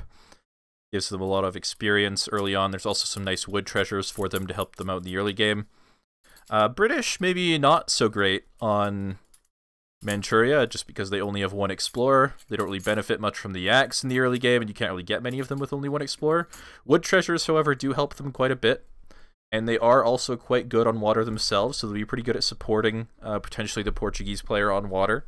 India's quite a decent civ on water as well, so both civilizations quite good at supporting here. British is also one of Stanley Winston's sort of signature civs. It's been the civ he's played since he started playing AoE3. I believe he's been playing AoE3 since 2005 even, so he's been around a long time and been playing Brit all these years.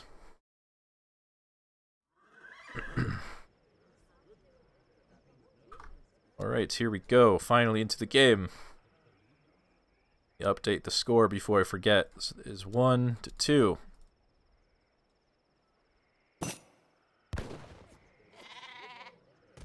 Spyglass going to be spotting the stable treasure in the middle of the map. Quite a good treasure. Looks like they both going to walk towards it. No, not going to be walking towards that treasure right away. It is quite a nice treasure, but of course not going to be as impactful as picking up yaks and wood treasures and other stuff like that in the early game, but it is definitely potentially a focal point for later in Age 1 here, or maybe early in the Colonial Age. Trading post is going to go down for Knuschelbär as well with Portugal. We'll see if someone does the same thing. Looks like Stanley Winston will be dropping a trading post himself, as well as WickedCossack. So trading post for everyone, except Hazza, who's just going to be getting onto the map with these Indian monks. Going to be able to pick up a lot of these yaks very easily, while all of the other players are busy constructing trading posts. Nice 90 wood treasure behind there for him, and 85 wood for WickedCossack, so both with the identical start here. Definitely going to be good for them.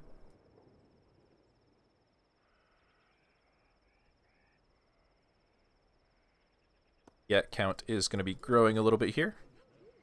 Looks like, having seen the trading posts go down For the other team, he's just going to use this yak to scout out his base a little bit. He knows that it's perfectly safe. The enemy only has one explorer each, and since they're both building a trading post, he knows that they can't possibly be anywhere near this yak to steal it, so that's definitely a good way to get some additional vision. One that Hazza definitely should be using behind his base here, might use in the future, we'll see. Meanwhile, however, both players have picked up their wood treasure. Not going to get an additional manor for the British. He's not going to chop the additional wood for that. That would cost him some time, and he'd rather focus on the age-up time, it looks like.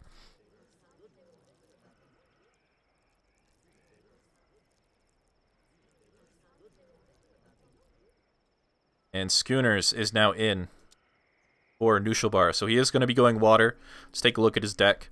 He's got a pretty water-heavy deck. He does have a few military shipments scattered throughout the deck just to make sure he can still fight on land if need be. But definitely going to be some sort of water agenda from him. And it's going to be economic theory for Wicked Cossack. That doesn't mean that he's not going to go water. I know from experience and from talking to Wicked Cossack that he does like to send eco theory when he's going water anyway.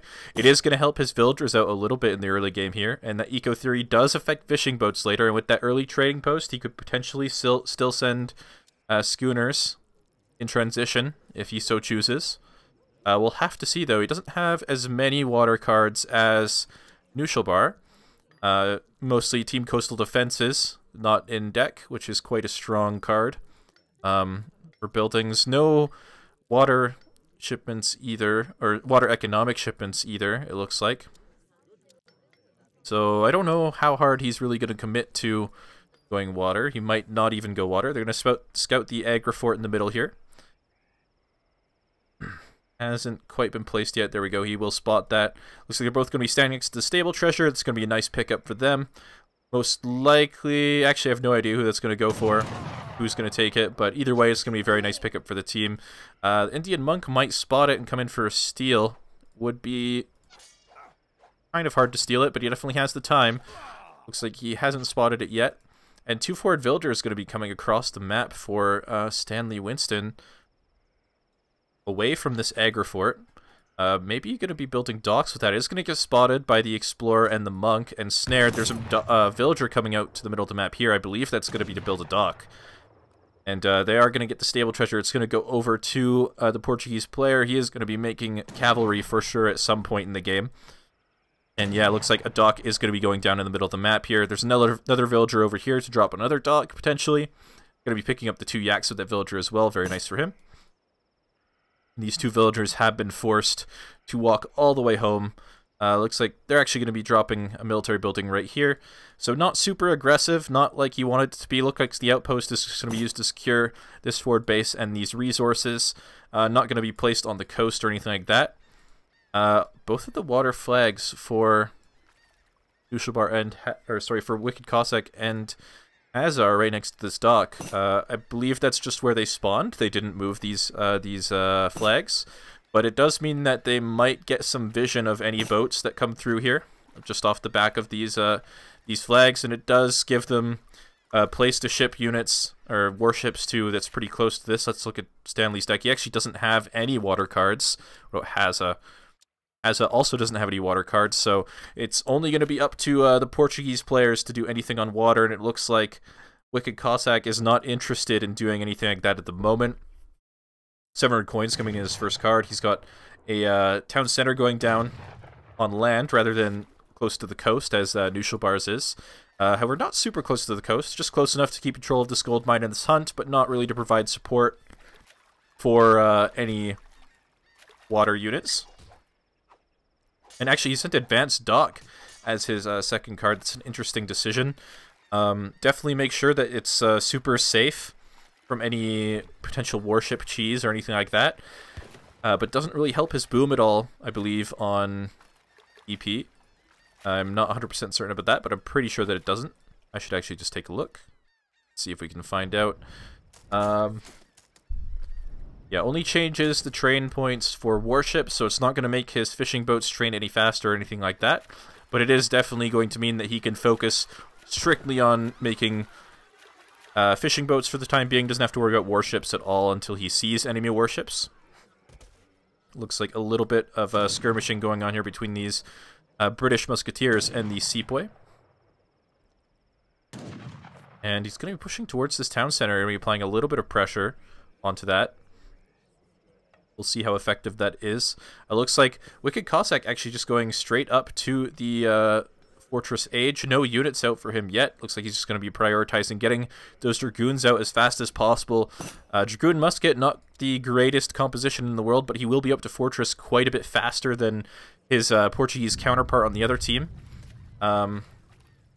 Knuschelbär is investing pretty heavily into this water boom, so it will be a while before he can age up safely. He doesn't even have a military building just yet, so no units are going to be available from him to help support the Indian player for a little while here.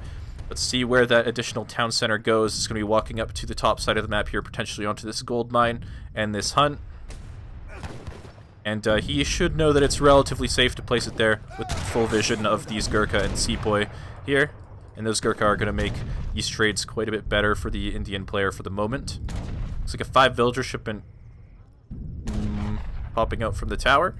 Normally that's quite good. Unfortunately, you have to do quite a lot of walking anyway, so it's not a super big win for him in terms of villager seconds. Not as many as he would have liked, maybe. Going to be taking this treasure. 2 iron troops, definitely very strong. And definitely can afford to take this treasure relatively easily at the moment. It looks like a barracks going down for WickedCossack. So he's going to be mixing in a few Castadors as well, just to help round out their composition a little bit so they're not fully invested into anti-cavalry. On the other side, looks like Knuschelbär is gearing up to go to the Fortress Age. 700 gold is on the floor. He's almost got the resources available to click up. And he is going to be clicking up, most likely with the Fast Age Politician. I'm going to assume it is. I'm not even going to check, because I know it is, actually. One fishing boat placed way over here on the other side of the map, just as a spot if any docks get placed on the coastline here. So very nice fishing boat there. He knows, well, he doesn't know definitively that there aren't docks down here, but he definitely has a little bit more security in his knowledge that they're probably not on water. And this town center does get spotted out. Not going to get denied or take any additional damage. Just going to force these sepoy and Gurkha to retreat a little bit. Little bit of a trade going on here. Probably better for the Indian player. Looks like he got 5 muskets for 2 sepoy. Definitely a nice pickup for him. And Noosh now up to the Fortress Age. Going to be placing that town center right down next to the other one. Not going to be trying to risk walking that out across the map, maybe to these other resources, where they could potentially get picked off by Dragoons or something like that. Just going to keep it nice and safe, lock down this gold mine. All of his resources are going to be coming from the water anyway, so he's not really super concerned about natural resources for the time being. And 2 organ guns now out in the field. Going to be applying a little bit of pressure to Hazza and Knuschel with these organs. Looks like they are just going to be going straight up underneath the Agra Fort. Kind of a risky spot for them to be walking. I don't know if this is where he really wants them to be. Batch of sepoy could potentially pop on top of this and take them out. But it looks like they're not going to be defending the Agra Fort. He's actually going to be going straight to the villagers in the barracks back here, maybe trying to cut off reinforcements or kill some villagers. Just going to be sacrificing this Agra Fort entirely, as Knuschelbär only now just getting a stable up, or not long ago, but finally getting units out on the field. So definitely don't have the military to try and hold this position. And looks like Dragoons are going to hunt down the Gurkha that popped out from the Agra Fort. Got to be careful about these gardeners getting onto these organ guns. They're going to suicide straight for it. Fortunately, only gets 1 swing off. But he is going to pick up potentially these longbows. No, okay. Not quite going to commit to that. They are too close to the army at the moment, so we'll just continue walking towards villagers. WickedCossack not paying attention, going to lose at least 1. Second villager likely going to go down. 2 villagers getting picked up there, however, losing another villager at home in exchange. Second one going to go down as well, so relatively even trade. He's going to be forced to walk all the way back home now. He's not going to be able to do any real damage with this army, just buying time, so he's got to go home now if he wants to defend this. Looks like the Gurkha are going to get cleaned up. And Knuschelbär has a decent mass of Dragoons out now. They're going to be cleaning up these longbows. 2 organ guns out for him as well in bombard mode, so they're going to be pretty slow moving across the map for the moment. I don't think this town center will go down. Hazza is in H2, so there's not going to be any scary unit shipments popping out from there. But definitely hurting, losing some villagers from this town center. Still just trying to cut off reinforcements with this army. Now they're going to be, in tandem with this organ gun, going to be able to force this army back, it looks like, with the help of the Dragoons and Cazadors. And the Soar, not quite going to get this down. No Vills of the TC to focus that down either, so it is going to live for the time being on 6 HP. Could die to a light breeze will kill that organ gun. Unfortunately for them, there is no wind at the moment. There is finally a Vill in the TC. It is focusing down that organ gun down to 3 HP. Another 2 volleys will likely clean that up. It's gonna be close. This fight looks like it's gonna go really well actually for Fusion Hazza. Looking at it again, there's not a lot of units left here for Stanley Winston and WickedCossack, and these organ guns are totally fine here. Stanley also going to be hitting the Fortress Age behind this push, which means there are likely not any going to be reinforcements coming anytime soon. And yeah, they are going to be forced to retreat. Dragoon is just going to continue harassing as they run away.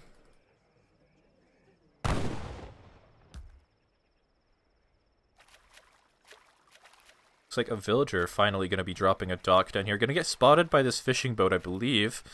It's kind of hard to tell. It's kind of just barely on the ring here. It might be spotted, it might not. I'm not 100% sure.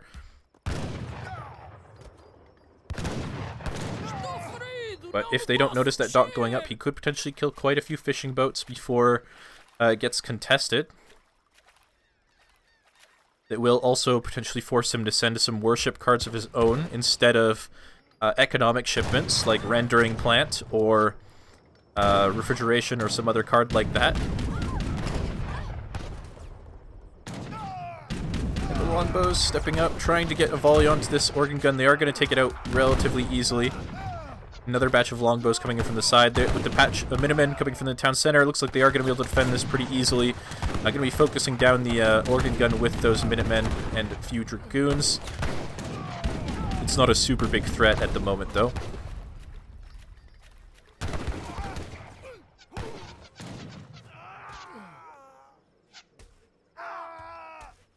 Only 120 mana pop as well for Stanley Winston behind this. 2 Falconet shipment popping out from the forward tower, it looks like. And 1 frigate now out for WickedCossack. A second stable and an outpost going up as well. He's going to pick off at least 1 fishing boat with that bombard attack. Going to clean up this fishing boat. And now he's got to be aware that this is happening. There's another dock going up. Actually, both players aging. So Knuschelbär going to be going up to the Industrial Age behind this. And Hazza going to be going up to the Fortress Age finally. WickedCossack, not quite enough resources to respond in turn. Stanley Winston's macro looks like it could be an option for him, though. He's actually building some fishing boats of his own, too, so he's actually committing pretty hard to contesting water here. What does he have available for shipments? He does have 1 frigate and 2 caravels. Looks like a 2 caravel shipment coming in from WickedCossack, so he's definitely going to be fighting hard for this water. Does have to be careful about this advanced dock, but for the moment has cleaned up 5 fishing boats, potentially going to be cleaning up more. 4th town center placed along the coastline could actually get picked off if he's not careful. Meanwhile, though, the Falconets are applying pressure to this town center. Minutemen being called, and organ guns getting into position to maybe get onto these Falconets. 1 Falconet volley going to take out one of his organ guns, but the Goon's going to pick off the other Falconet. And this pressure will be dissuaded relatively easily. More fishing boats going down. He's not going for the town center just yet. Maybe he's not going to go for it. We'll see. Going to be getting off another bombard attack onto these fishing boats, maybe. No, just going to be forcing them to garrison for the moment. We'll see how Knuschelbär chooses to respond to this, but for the moment he's losing a lot of gather time on the water to this. There is still 1 organ gun up, however. Longbowmen should be able to deal with that pretty easily. They do focus that down, and he has a lot of longbowmen here. Now up 280 mana pop, so he's definitely closer to being fully boomed. This town center is going to go up safely, it looks like. Fishing boat's going to be trying to return to work. Staying out of range of the fishing ships with these... staying out of range of the docks with these warships just to protect these resources. There's no resources really close to the dock aside from a handful of fish over here. So he's just going to be content to sit there. He knows that Knuschelbär can't really do anything without warships of his own at the moment, so this is definitely nicely played by him. Meanwhile, however, heavy cannons are out on the field for Knuschelbär. Getting onto this tower now as well, going to be taking that down. A factory going to be going up at home behind this. Looks like Ward is actually, or sorry, Stanley Winston is actually going up to the Industrial Age himself as British. No Yeoman card out for his longbow, so guard longbow not going to be available to him once he hits up. But maybe a 3 rocket shipment, could help combat these heavy cannons, but not before they take quite a bit of damage. This town center likely going to go down, potentially these military buildings as well. 5 Dragoons walking up and getting caught. Going to lose 4 of them, it looks like. Definitely painful. Meanwhile, in the water, fishing boats still getting picked off by the frigate. There's no warships out for Knuschelbär yet. Like, he still hasn't really attempted to deal with this pressure yet. So these fishing ships are definitely not very valuable for him at the moment. However, this push could be strong enough that it doesn't really matter. It's just sort of investing everything into that for the moment. Another couple fishing boats going down. Looks like this Rax will be going down as well. Are they going to push towards... Looks like they might push up towards this town center. Next, there's quite a few villagers exposed up here on this gold mine. They do have vision of that as well, but no, okay, going to be pushing a little bit deeper into the base. 2 Culverins and Falconets out actually now for Hazza. I believe he aged the Falconets and trained the Culverins. Those are going to give them a good answer to these heavy cannons for sure, but the Dragoon's going to be coming in just to pick those off. This is going to be a pretty costly trade for him. Okay, just loses a couple of Dragoons for free there, doesn't get the Culverin, so they're still relatively safe here against these heavy cannons, and 3 rockets going to be popping out as well behind this. Meanwhile, still no answer to the warships, just going to be gathering from these last vestiges of fish next to the dock. Still lots and lots of fishing boats garrisoned here. And now going to be forcing this town center down, potentially going to be forcing a fight here. It's down to below half HP. There's a lot of villagers in this TC. They're going to be moving up to try and defend this, but I don't know if it'll be in time to save the villagers. Looks like ranged cavalry caracal going to be research for Knuschelbär, give him a bit of extra damage and range on there. Looks like the town center is down. The villagers are exposed. The heavy cannons getting targeted by the Culverins, but not going to go down just yet. Looks like some of these villagers are likely going to escape, but not all of them. Heavy cannons finally going down. And now it looks like the Dragoons are just going to suicide to try and kill some of these cannons. It's going to be pretty costly for him, losing a few Dragoons, only getting 1 rocket there, but he did manage to clean up the Falconets as well. Urumi going to be forced to retreat as well, going to be hunted down by these Dragoons probably on the water. Still no warships. And behind this, Hazza is going up to the Industrial Age himself. Some fishing boats are out for WickedCossack, gathering relatively safely at the moment. Going to be trying to return to work over here, but going to be forced away by this caravel pretty easily, it looks like. Actually, the Urumi not going to get chased down. They're actually going to kill a lot of villagers. That's definitely painful for him. Okay, 2 frigates being trained from Knuschelbär to try and deal with these warships. Finally, this caravel is toast. He is going to just try to get a broadside off, maybe?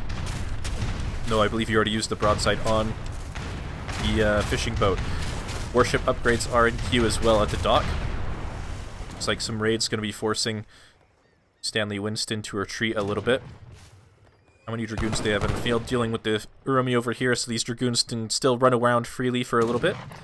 Does he have factories yet? He has a factory wagon. Has to be really careful that doesn't get picked up by these Dragoons. They're getting pretty close, but they're going to go for the cannons instead. They don't know that this is here. Seems like Stanley Winston doesn't know it's there either. They're going to get it really, really close to spotting that factory wagon. If that factory goes down, that's going to be huge. There's nowhere for it to really place nearby here. It's definitely going to go down if he spots it. Dragoons are now here. But he's spotted it. He's going in for the factory wagon. It is going to go down. Stanley loses the factory. That's a huge pickup for him. But these Dragoons are all going to go down. Looks like Gurkha going to be pushing into the side here. A few lonely castors going to get cleaned up by those Gurkha probably. Elephants now being picked up as well. Still 2 frigates out here. It looks like he's retraining a few fishing boats to try and get back onto the water. 2 frigates out and a caravel for WickedCossack on the water here as well. But losing that factory, definitely very painful for the British player. has to be crying on the inside about that. Dropping stables now. Behind this. Let's see what else is going on. He did age with the Charmer Gate, so he does have access to those Mansubdar upgrades. This also grabbed the Stagecoach for themselves, which the Wicked Cossack and Stanley Winston have not, actually. I don't know why he's talking about advanced dock, but he is.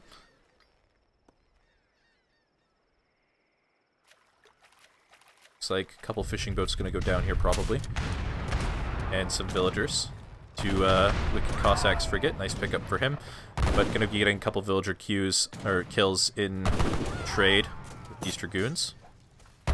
Actually, this army should have been paying more attention to this. Didn't realize how far into the base here is. Team Shivaji's tactics coming in, going to making these units quite a bit stronger, as well as making the dragoons stronger for Portugal. But getting onto the longbow just going to be forced to run. They can't really kite this. They're going to be getting into this choke point with the trees and the arsenal, forcing the Urmi to sort of walk around this building. Will give him a little bit of additional safety from these Urmi, from which he can focus fire them down. And it looks like they are going to be cleaning this up. One culverin adding in minuscule damage onto those Urmi.